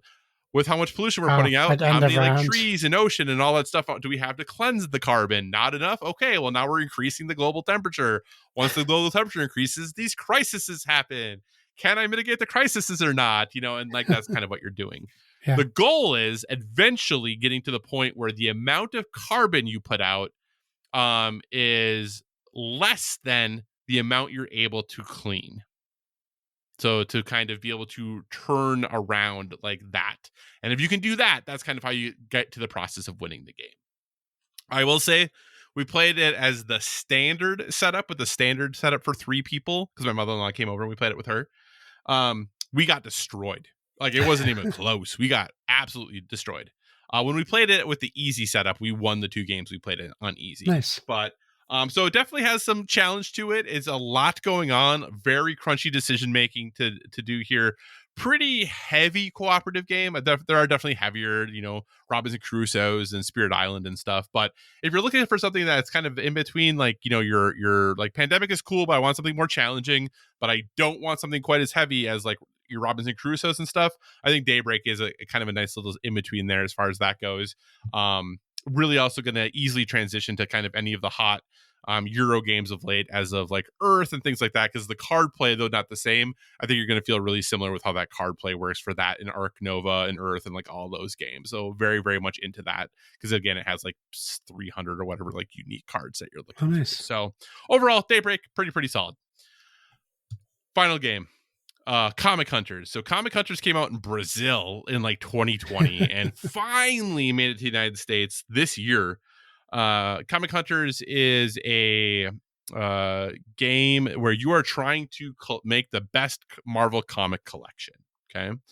How you do that, the game is played over 3 rounds, and each round you'd have 3 different sequences that happen. And all of what these sequences are different types of drafts. So in one of them is like a very traditional drafting game of like, okay, I start with a deck, I take one card, pass it to the next people, and all the cards are different comics, and you have different outlines for each game of like, hey, Captain America comics are worth the most points, and then maybe, you know, Thor comics and Black Widow comics are worth the second most points. More number of unique sets of comics you have, the more points you get. And then each game will say, like, you know, will change of like, okay, this game, like, you're looking for like first editions, first appearances, and like special issues or team ups or whatever else they might decide for that game.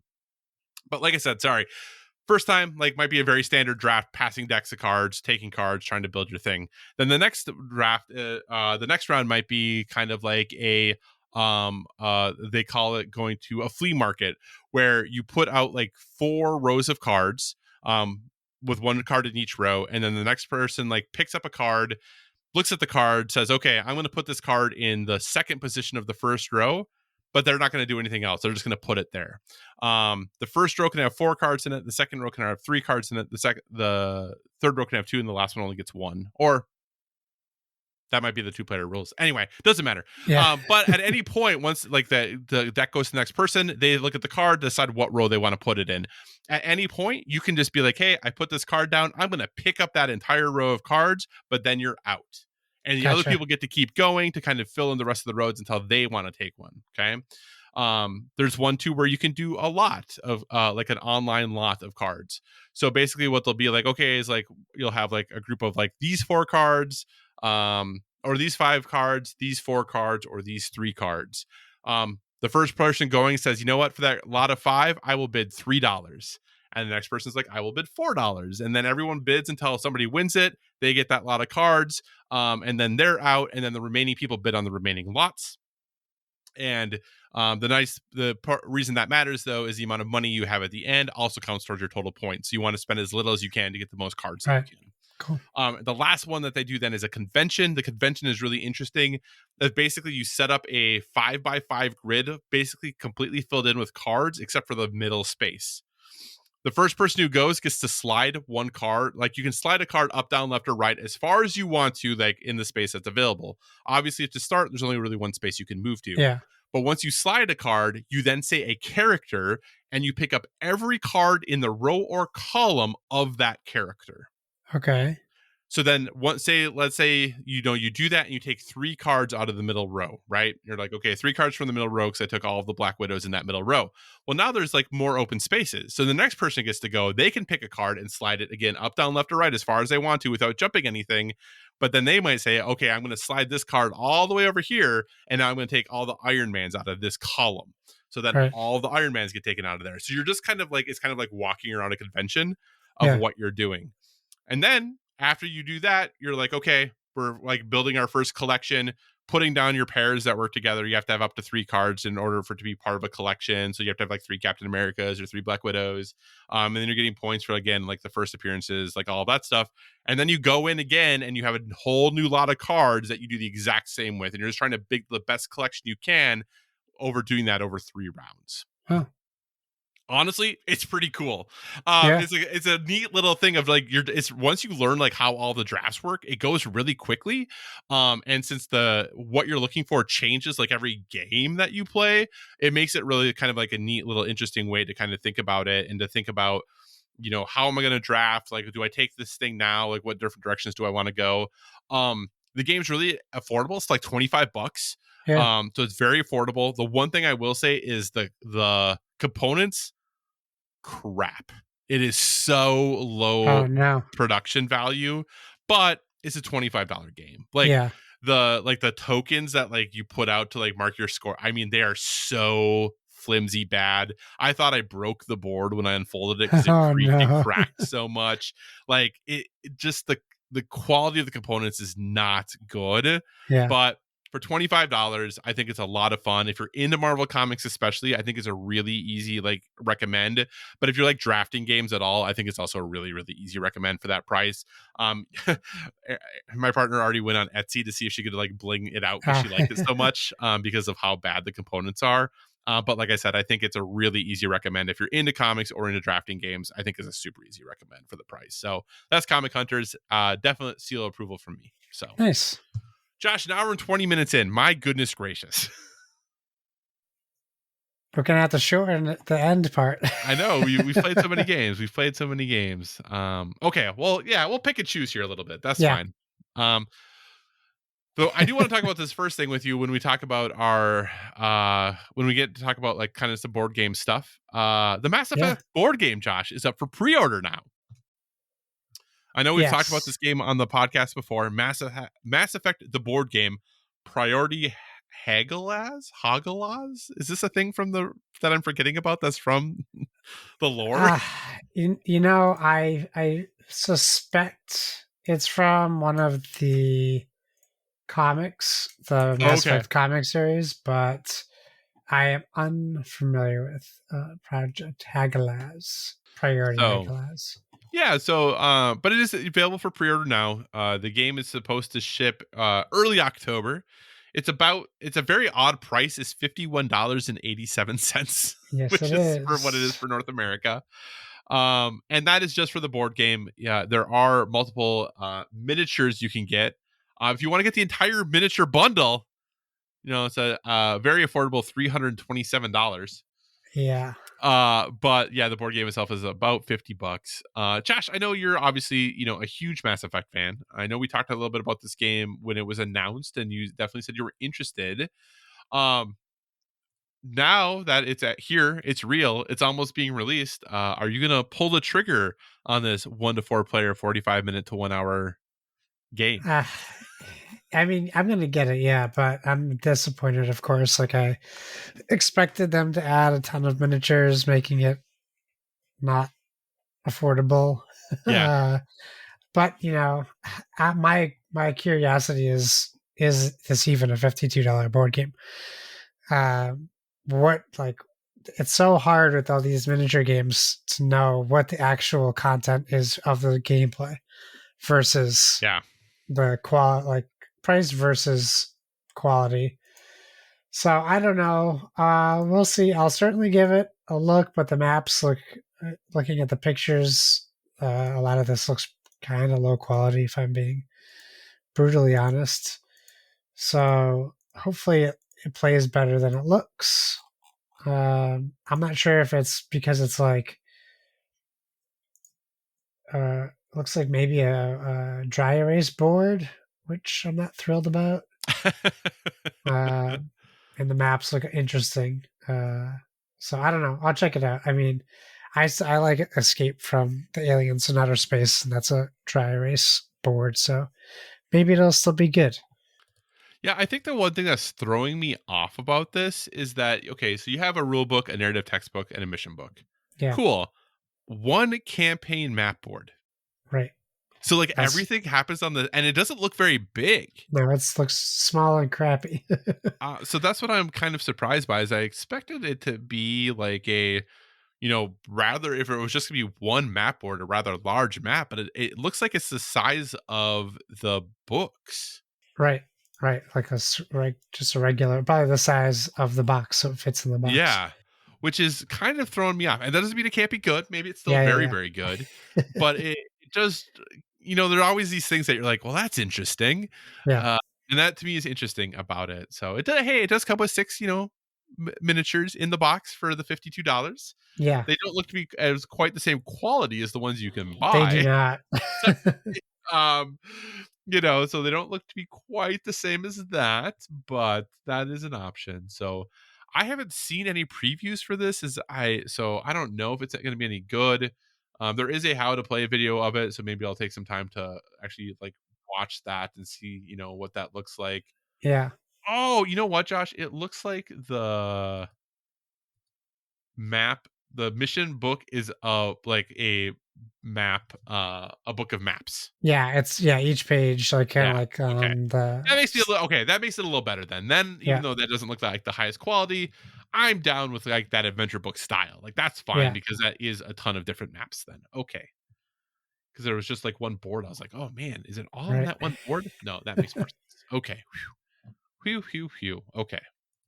Well, hey, listener, if you're into Mass Effect, you want everything Mass Effect, um, that's still a thing. That's out there. Josh, remember like a year ago? Maybe it was not a year ago. maybe it was a year ago.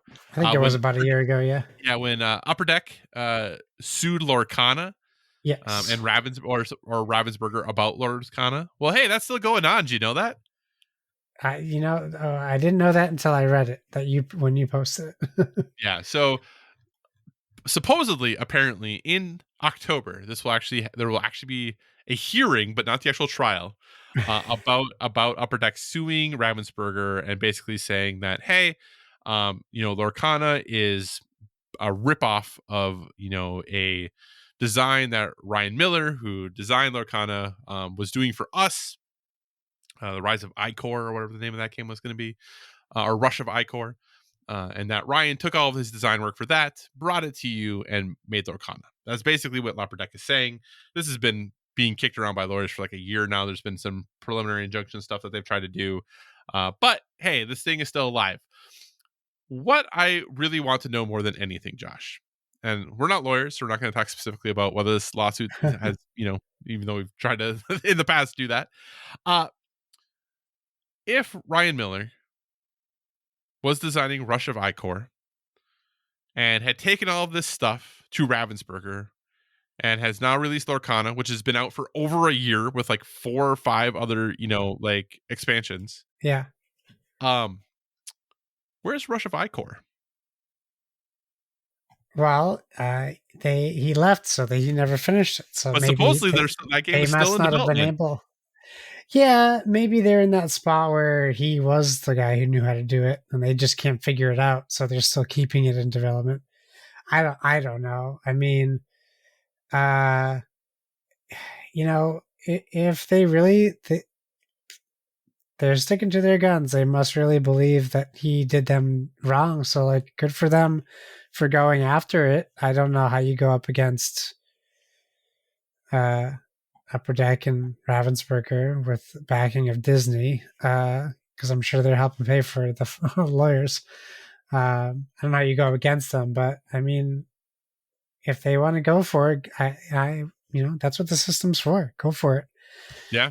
If you believe that you were done wrong and you want someone to be held accountable, this is the right way to do it. It's probably too daunting of a task for them to win, but if they're keeping it going, so they must, game or not, maybe they're just trying to get their money back that they lost in the development of that game. It might not exist anymore at all. So who knows? I think it would be tough for them to put it out, even if they win this. Like, yeah, what are people going to say? Are people going to even be interested in supporting them? Yeah, I don't know, but I guess good for them. yeah.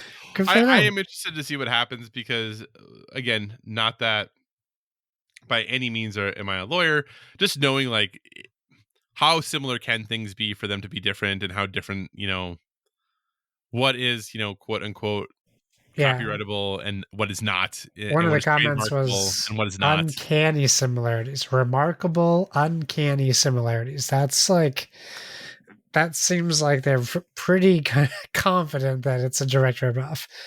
Yeah, I think the challenging thing though, right, is how okay. Anytime you exhaust a card, then or you're just tapping it like they did in Magic, right? So Right. anything that does that, like, can it suddenly not do that now? And that's like most card games, Yeah.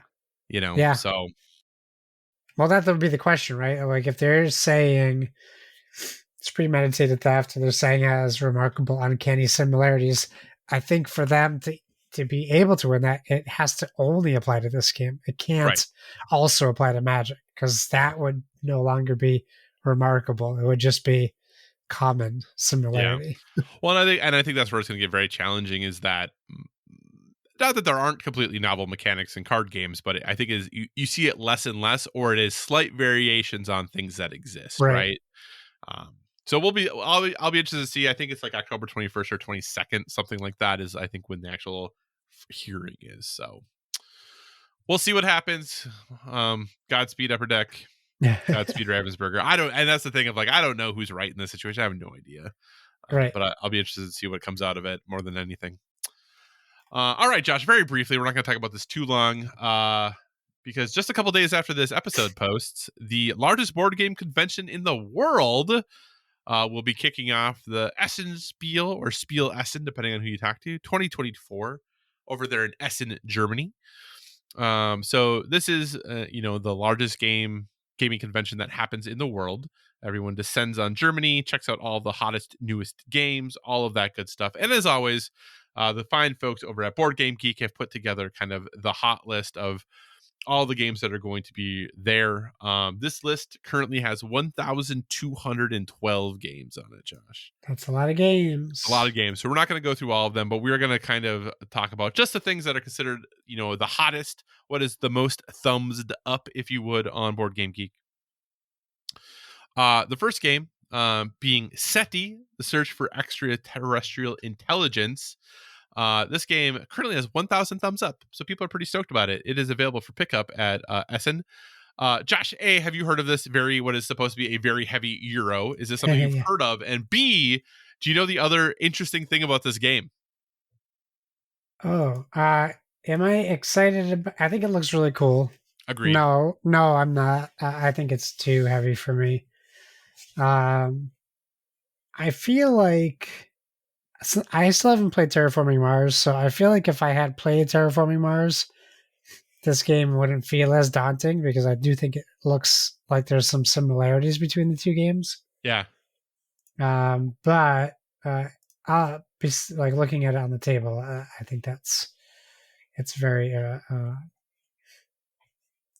scary looking. Yeah, so this game has some serious table presence. But Josh, you want to know what is fascinating about this game? I do. Tell me. It's not so much the game that is fascinating. It is the designer, Thomas Holick. Yeah. He has never designed a game before and is releasing 3 games at Essen this year. Really? SETI, Galileo Galilei, and Tea Garden are all his designs, releasing at Essen this year. So he just came out of the blue with board games ready to go. These are all his first 3 games he's ever done. Wow.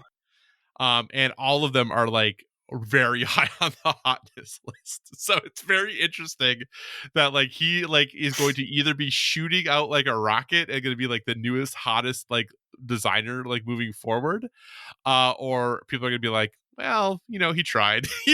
I just think it's very interesting that he has 3 games. And I think they're all pretty heavy too. I think they're all stylistically different, but all heavy to moderately heavy Euros that are coming out. So, it's just so fascinating. I don't know if that's really ever happened before. Yeah, that's crazy. So that was number 1 on the hotness. Number 2 is the White Castle Matcha, which is the expansion for the White Castle. Josh, do you want to play the White Castle? Is this a thing we're down with? I really want to play the White Castle. Do you really want to play the White Castle? This is the first I'm hearing about it. It looks interesting. I would play this game. Yeah, it looks pretty cool. So, the White Castle, was one of those kind of hotness games of last year. It's almost cracked the top 100 into the top 100 on Board Game Geek. So people really seem to like it. It's, again, I'm surprised you want to play it because it is a bit heavier. Not a super heavy game, but a bit heavier. But folks really seem to love it. More of a game people love. Awesome. So we'll see how that does. Yeah. Hopefully it does well for them. But I know a lot of people are really excited about that. The next game then on the list is Civolution. It is a civ building Euro. Which is kind of interesting. You don't see that. It's a civilization game, but designed as a Euro. It is from, the one and only Stefan Feld. Yeah. Point Salad Man himself. Stefan Feld is a designer I do like quite a bit. He has definitely done some very good games like, Castles of Burgundy and Trajan and Bruges and, Marrakesh and all of those fun games. So he's Aquasphere. He's definitely well known. But his games also are like the games you get a point for everything. It's like, hey, you scratched your nose this game, point. You move the location of the cards, point. You rearrange your dice in your hand, point. Everything is points in this game. But I am interested to see a civ building game done as a Euro. Now, the weight of this game for the complexity rating is currently a 4.29 out of 5. Yeah. Yeah. Games don't crack 3 all that often. Cracking 4 is like almost unheard of or very, very rare. So, you know, we'll see. The playtime is 90 to 180 minutes, which means it's probably like 180 to To 320. 300. Yeah. Yeah. Yeah. So, Jeez. um, but yeah, Josh, do you like Civ building board games? No, no, no, no. I like Civ games, Uh huh. like PC games. Gotcha. Yeah, where it's easier to manage all that stuff, I think. Gotcha. And yeah, and it's a lot harder to mess it up in the video game version. Like I didn't mention it, but I did play Frostpunk 2, Oh yeah. and uh, yikes! Like it's very pretty, but that's also a 4.2 game. Like Yeah, yikes! for sure. All right. So the next game on the list is a game called Inferno. Yeah, This game looks cool. Just from the board of it, looks amazing. Um, looks huge. it looks huge. It is a little bit of a heavier Euro. And again, a 3.3 rating currently. The reason I am interested in this game, though, Josh, is this game is based on the Divine Comedy, Yeah, and you are trying to move people through and to the appropriate level of hell yeah, for them, that's awesome. which is a pretty sweet theme. Yeah, So the cover art of this game is just like awesome. It's so cool. Yeah, it's really neat. So I don't know if the game's any good, but it really just seems very cool. yeah, Um, agreed.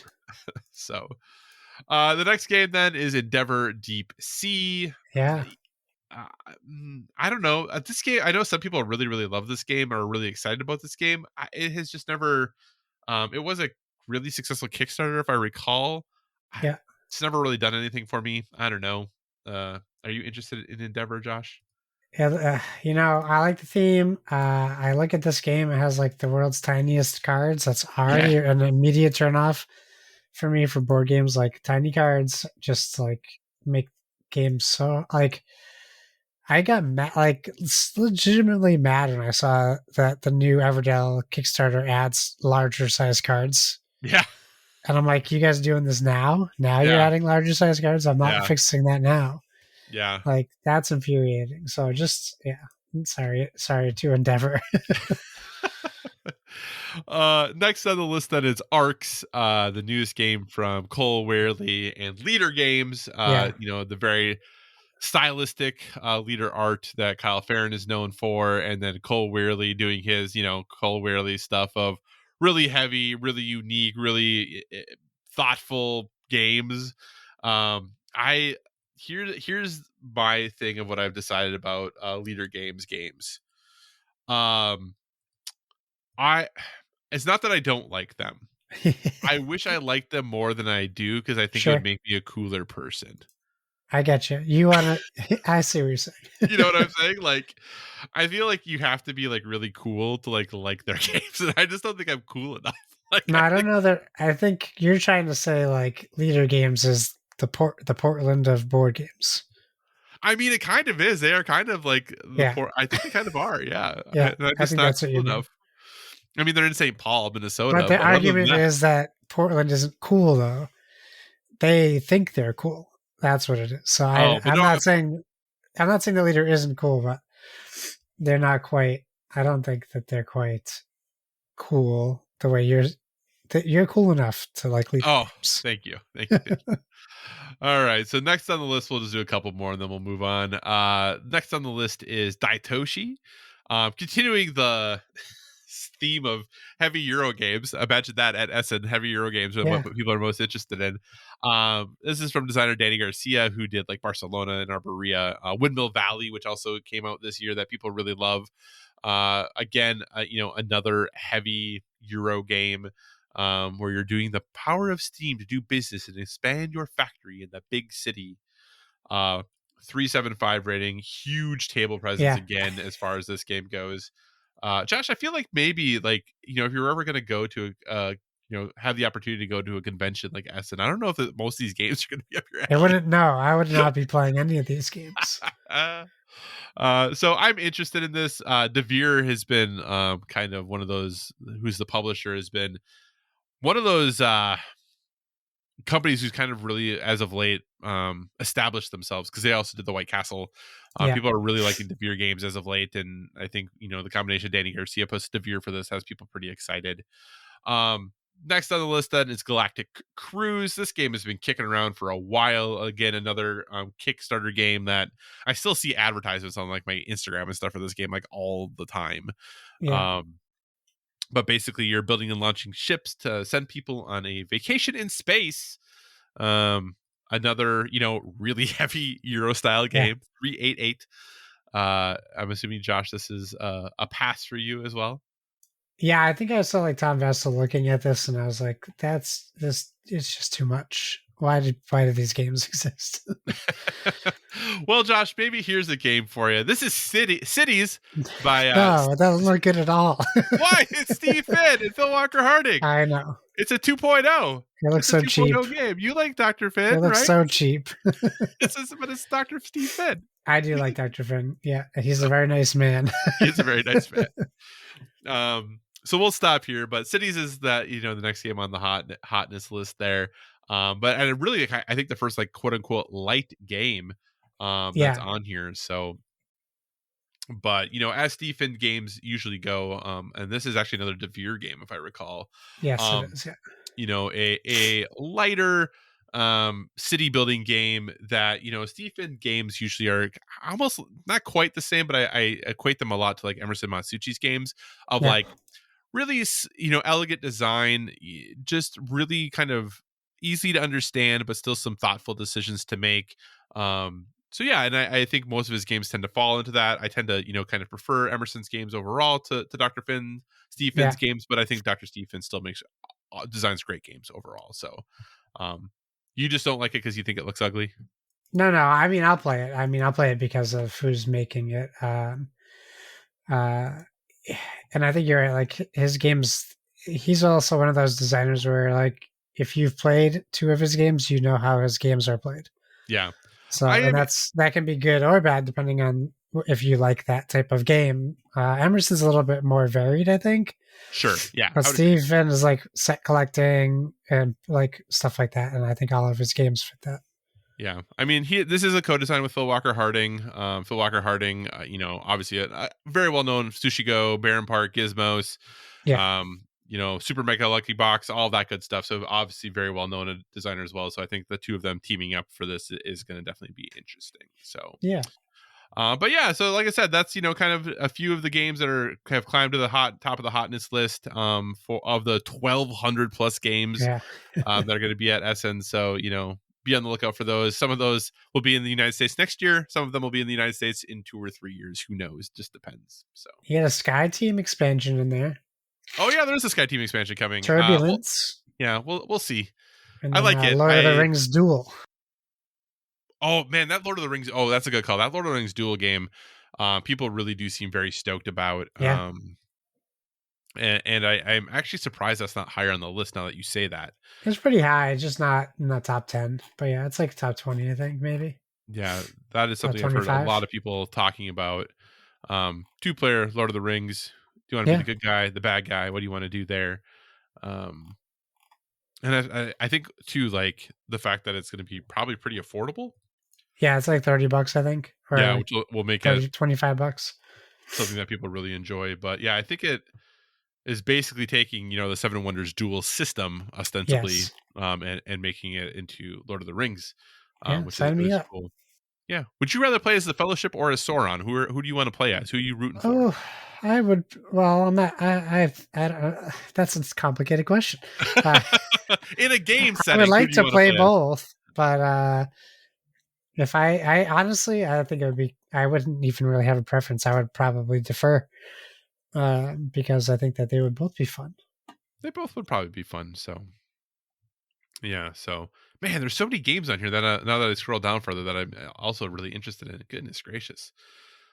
Luthier is still there. Speakeasy, which is supposed to be really good, but also very, very heavy. Sunrise Sunset looks almost kind of reminds me of Ravens, Odin's Ravens. Oh yeah, yeah, yeah. So That looks cool. yeah, so much stuff. I would like to go just mostly to like walk around and like look at all of the Yeah, things. same, same. I mean, I don't know that because I don't.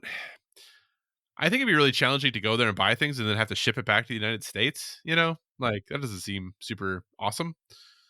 Um, but there is a lot of really neat things that are on here. Oh man. Yeah. Anyway, okay. Enough of that and stuff. We'll find out what the hotness is after the fact. All right, Josh. Let's talk briefly here about some video game things, and then we'll kind of wrap things up for the evening. Well, we'll say briefly. Yeah. We'll see how long it goes.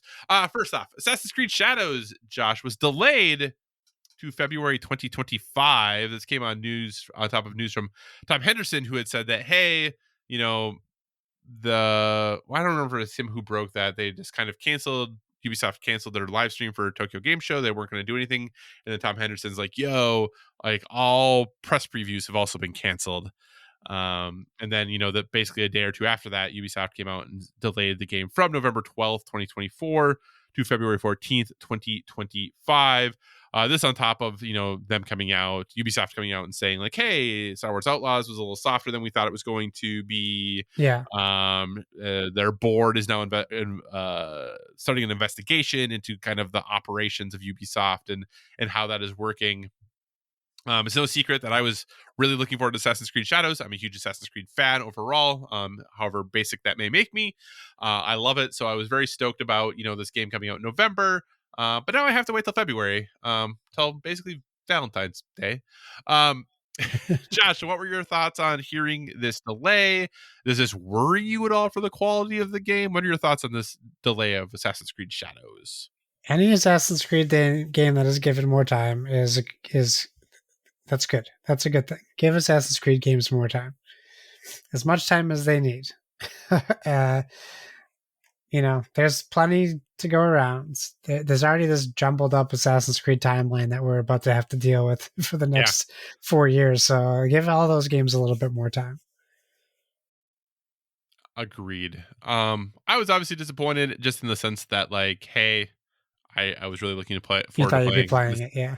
Assassin's Creed this fall. Winter break would be a bit after that, where I was hopefully going to take some time off, could sit down and really kind of dig into some Assassin's Creed over winter break. And that'll have to wait, and that's fine. I can easily play it over spring break then, I guess, in March if this game comes out in February. So I did think it was interesting that they refunded all pre-orders and are also like kind of changing how the DLC and things are going to work, that like everybody's getting the first expansion now for free ostensibly.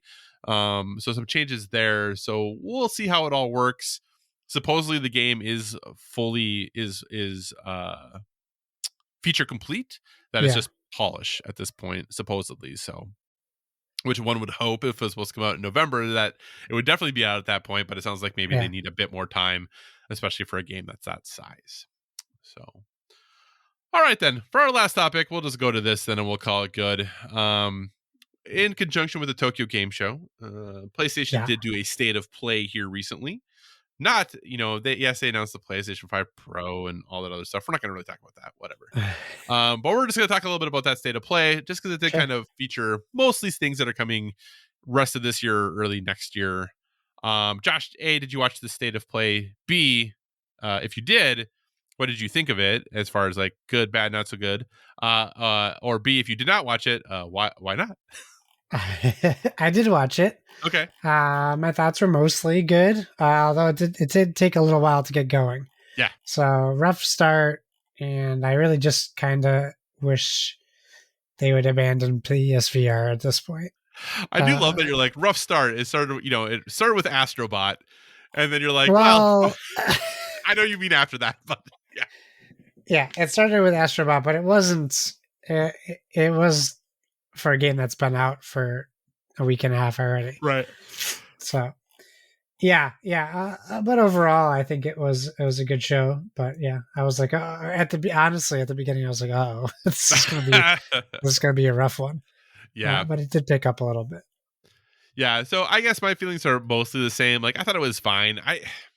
I don't know. Maybe I'm just getting old and cynical, but for the most part, for almost all of these, and we talked very briefly at the beginning of the podcast, not in record while we were recording, but before we started, about like Just for Nintendo's, us. yeah, about Nintendo's presentation at the end of August, and whether Yeah, we should talk about that or not. And I, I just very much these days, I'm like, yeah, it was fine, right? Like, I but don't that's know, okay.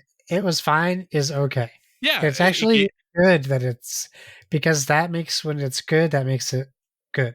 yeah, and I got updates on games I was already interested in. Yeah, Update on a game I assumed existed and now we know does, which is exciting. And one of the things I've complained about, if I complained, is that PlayStation really hasn't given us something to look forward to, right? Like, right. hey, we have this new system because Well, I they was fixed came that. out, yeah, because I came out being like, you announced the new system with like nothing cool that I haven't already played, right? Yeah. Like, why would I spend $700 on the replay games I've already played? And some people said I was wrong. That's fine, but they attempted at least to kind of start fixing that. So um Josh, the link I gave for you that has like kind of the recap of the stuff is not in order of what it was in the show. Yeah, I yeah, I usually try noticed to do that. it in order. This is not. But any highlights, anything you want to talk about, anything from that PlayStation State of Play that kind of jumped out to you or you want to discuss? Well, yeah.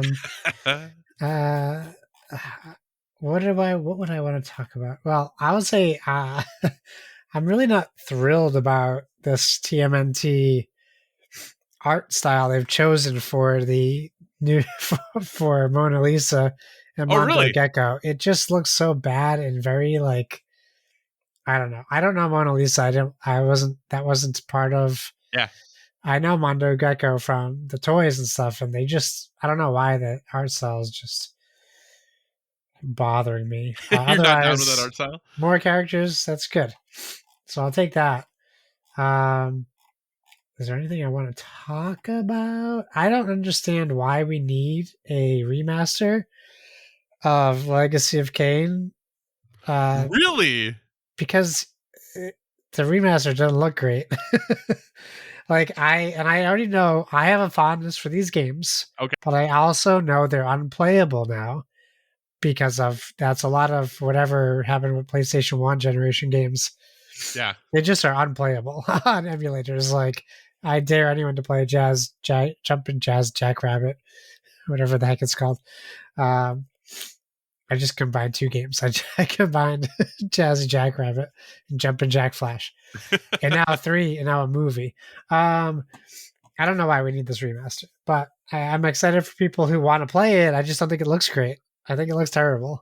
Didn't you just explain why we needed it by saying we can't play the games? Isn't that why That, we need it? we don't need to play every game again.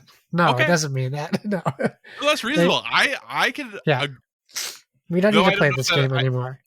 Yeah, I mean, though I don't know if I agree with that argument for every game. I think that is a reasonable argument to make. Of Yes, like, it's okay to not be able to play a game. Like, I know some people might not say that's true, but that's a whole different podcast sure. topic.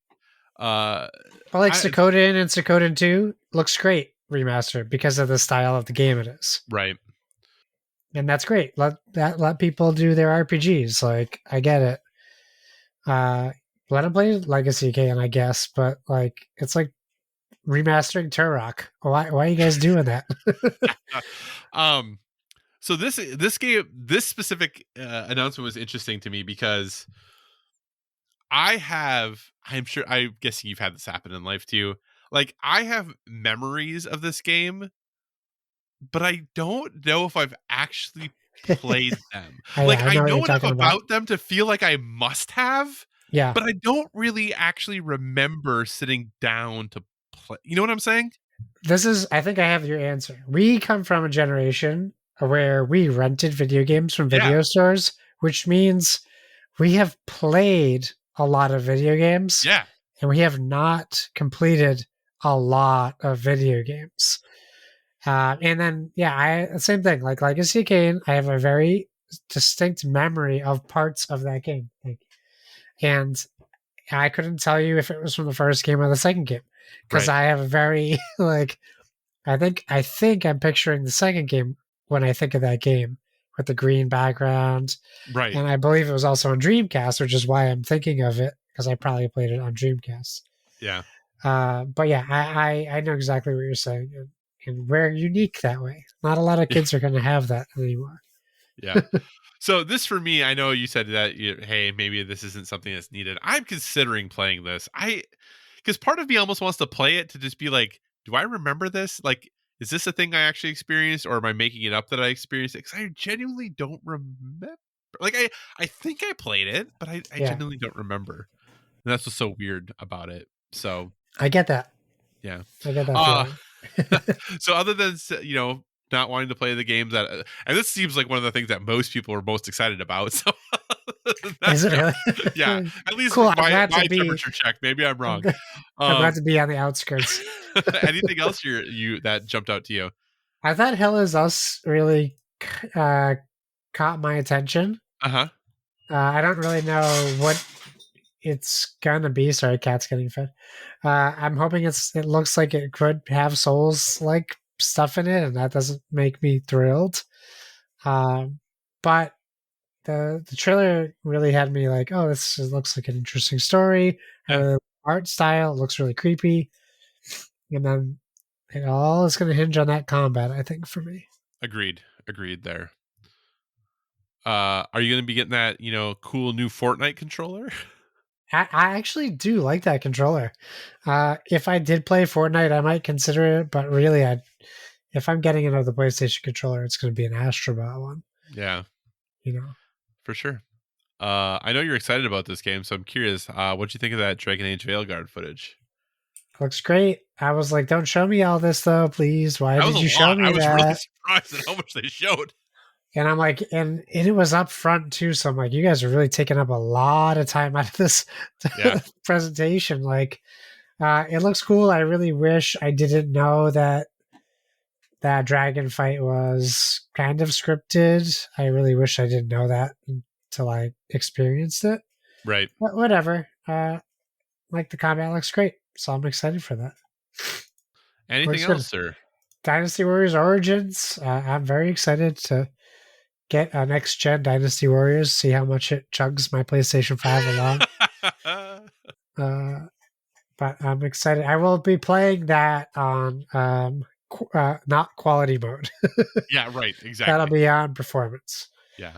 Uh, I actually I don't know. I mentioned a while ago that I have this hankering for a Dynasty Warriors game again. I used to yeah, play these back on the 360 days, but I haven't played one in a while, and I don't know. I just got a hankering for one, and that it looks like what I got a hankering for. So we'll see. yeah, yeah. And leaving the big one out for now, I would say I saw that. My eyes rolled all the way down my neck, out my butt when that Horizon remaster started, and I was like, why, why, why are they doing this? Um, Here's my only clarification on this because I don't know, and I probably should for being a quote unquote PlayStation person. yeah, Horizon Zero Dawn has not been on PC yet, correct? it has. Yeah, Oh, I've is it already finished on it on PC? PC. Yeah. Oh, never mind then. Then I have no idea why they did this, but anyway. And they also patched it for PS5 Yeah. to include 60 frames. So, did you need to spend hundreds of hours recording a VO and all Yeah. this? Or did you need to do that? Yeah. I I'm literally was like, happy. I'm happy it'll only be $10.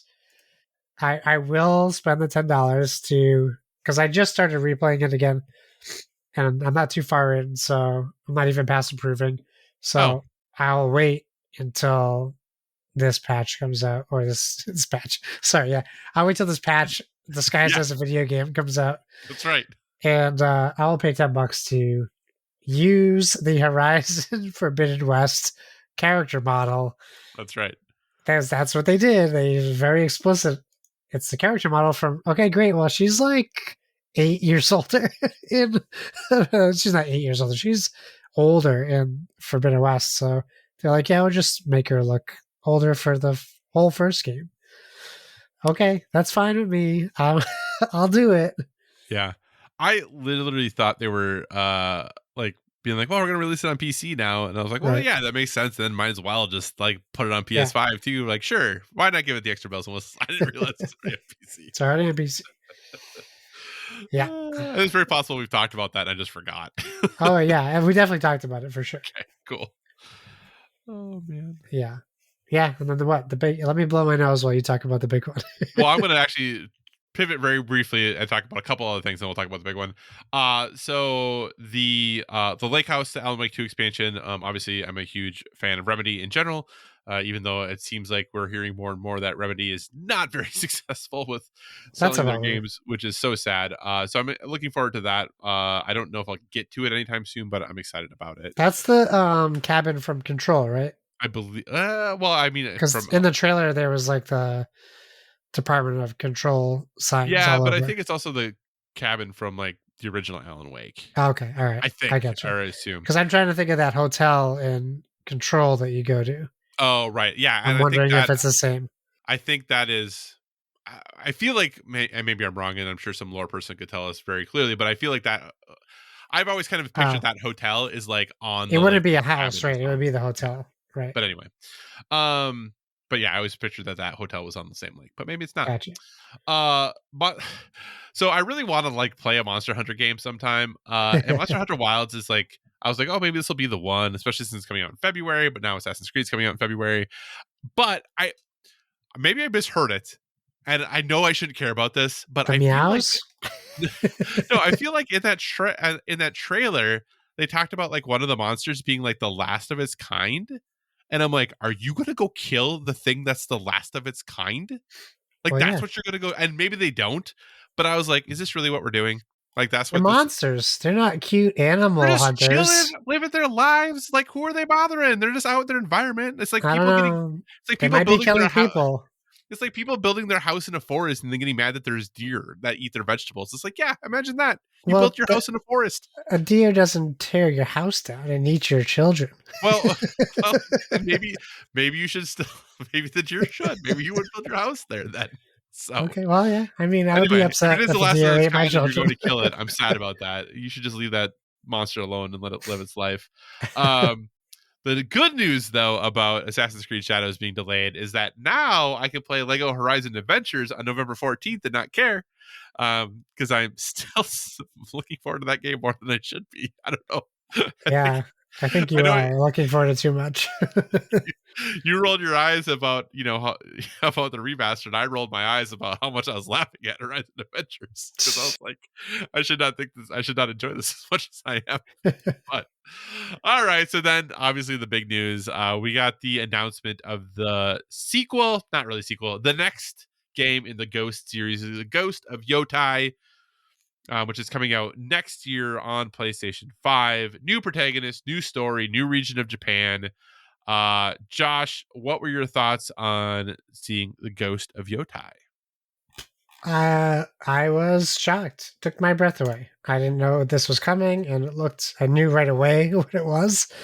I didn't know. I didn't know what it was, but I knew right away what we were looking at. Ghost Uh, something. something goes, yeah. Yeah, it looks incredible, and I love. We're getting a story further in the future. We're getting a new protagonist. I really like Erika Ishii as a voice actor, so I'm excited to see her get to portray this character too. Because And she's it in Dragon looks Age as well, right? she's in Dragon Age, and she is in I don't know, she was in something else too, and she's done a ton of board game stuff too with Geek and Sundry, and she's really good on Dropout TV stuff. So yeah, I'm excited. It looks great, and I hope that that wolf gets to become an ally. Oh man, I was like, man, I hope we're wrecking people with that wolf so bad. Do you think so? There's a lot of people who are like, saying like, okay, that ghost is somehow going to have or that wolf is going to have the ghost of Jinsakai in it. Like, are Sure, you all in that? bring it on, Bring it on. I do bring it on, appreciate Jin. I do appreciate though I think obviously doing like a ghost 2 like that follows like Jin Sakai moving forward like could have been easy, like not easy, but like a path they definitely could have gone down. I do Yeah, enjoy the flexibility that the idea of like, no, it's not Jin Sakai we're following, it's this concept of the ghost that we're following. Because I do feel like that gives them so much freedom in like yeah, where they go and what they do, and moving like both with this game, but also just as a series and kind of moving forward, I think it's pretty cool. So yeah, that's kind of awesome. I love the setting. The environments look cool. I hope, like I said, that we can use that wolf to mess people up. I'm down for that. The fact that there's going to be maybe a little bit of guns is interesting. Yep. Um, but yeah, I am down. Looks beautiful. Looks cool. Kind of interesting that and Assassin's Creed are not coming out in the same year. But hey, that's fine. They're not the same. They're similar, but not the same. That's for sure. Yeah. Josh, anything else from the state of play that you wanted to comment on? Was there one more thing? I mean, watching that Lake House thing really, I just need to get back and play Alan Wake 2. Yeah. Like, I really need to Creepy be good back time. there. Yeah, I think that was mostly everything that I was excited about. Agreed. And I did think it's funny. We didn't talk about it. That was on our list of like, hey, Nintendo's suing Pal World. And how does Pal World respond? Be like, hey, our game's coming to PS5. Be more available. Right. All right. So with that, we'll go towards wrapping things up since we're pushing or have eclipsed the 2 hour mark. So with that, we'll move on to our recommendations for a well-rounded life. Obviously, we're a gaming podcast, but we want to give you a recommendation, suggestion, or other thing we're currently into that's helping us live that well-rounded life. Josh, what is your recommendation for folks this month? Okay, well, sneak peek into Decade of Horror. This will be on my list. This is a movie, since we're in our spooky season, and I've been granted permission to talk to you guys about it. I'm gonna tell you, go watch a scary movie if you have Shudder, or if you haven't done a trial yet. There's a few things I could recommend for you on Shudder, but this one just came out. It's called Oddity, and it's been a while since I have been affected by a horror movie, or I've been like legitimately got some good jump scares in there. This one did it for me. It's like I wouldn't even consider it horror in the sense that most people categorize horror. It's probably more thriller for comparison, but it's a story in the UK. Where this couple, a doctor and his wife, are living in this, creepy castle house kind of thing. And this one, while the doctor's at work, his wife is visited at night by a gentleman, and I won't say anything more about that, but that's where the movie kind of kicks off.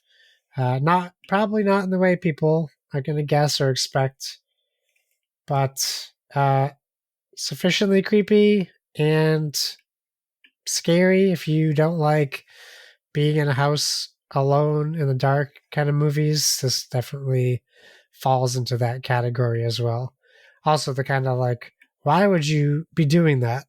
A sane person wouldn't be staying here or doing that or continuing with what you're doing. Like, run. Like, one of those movies that makes you want to like yell at the TV and say, don't do that.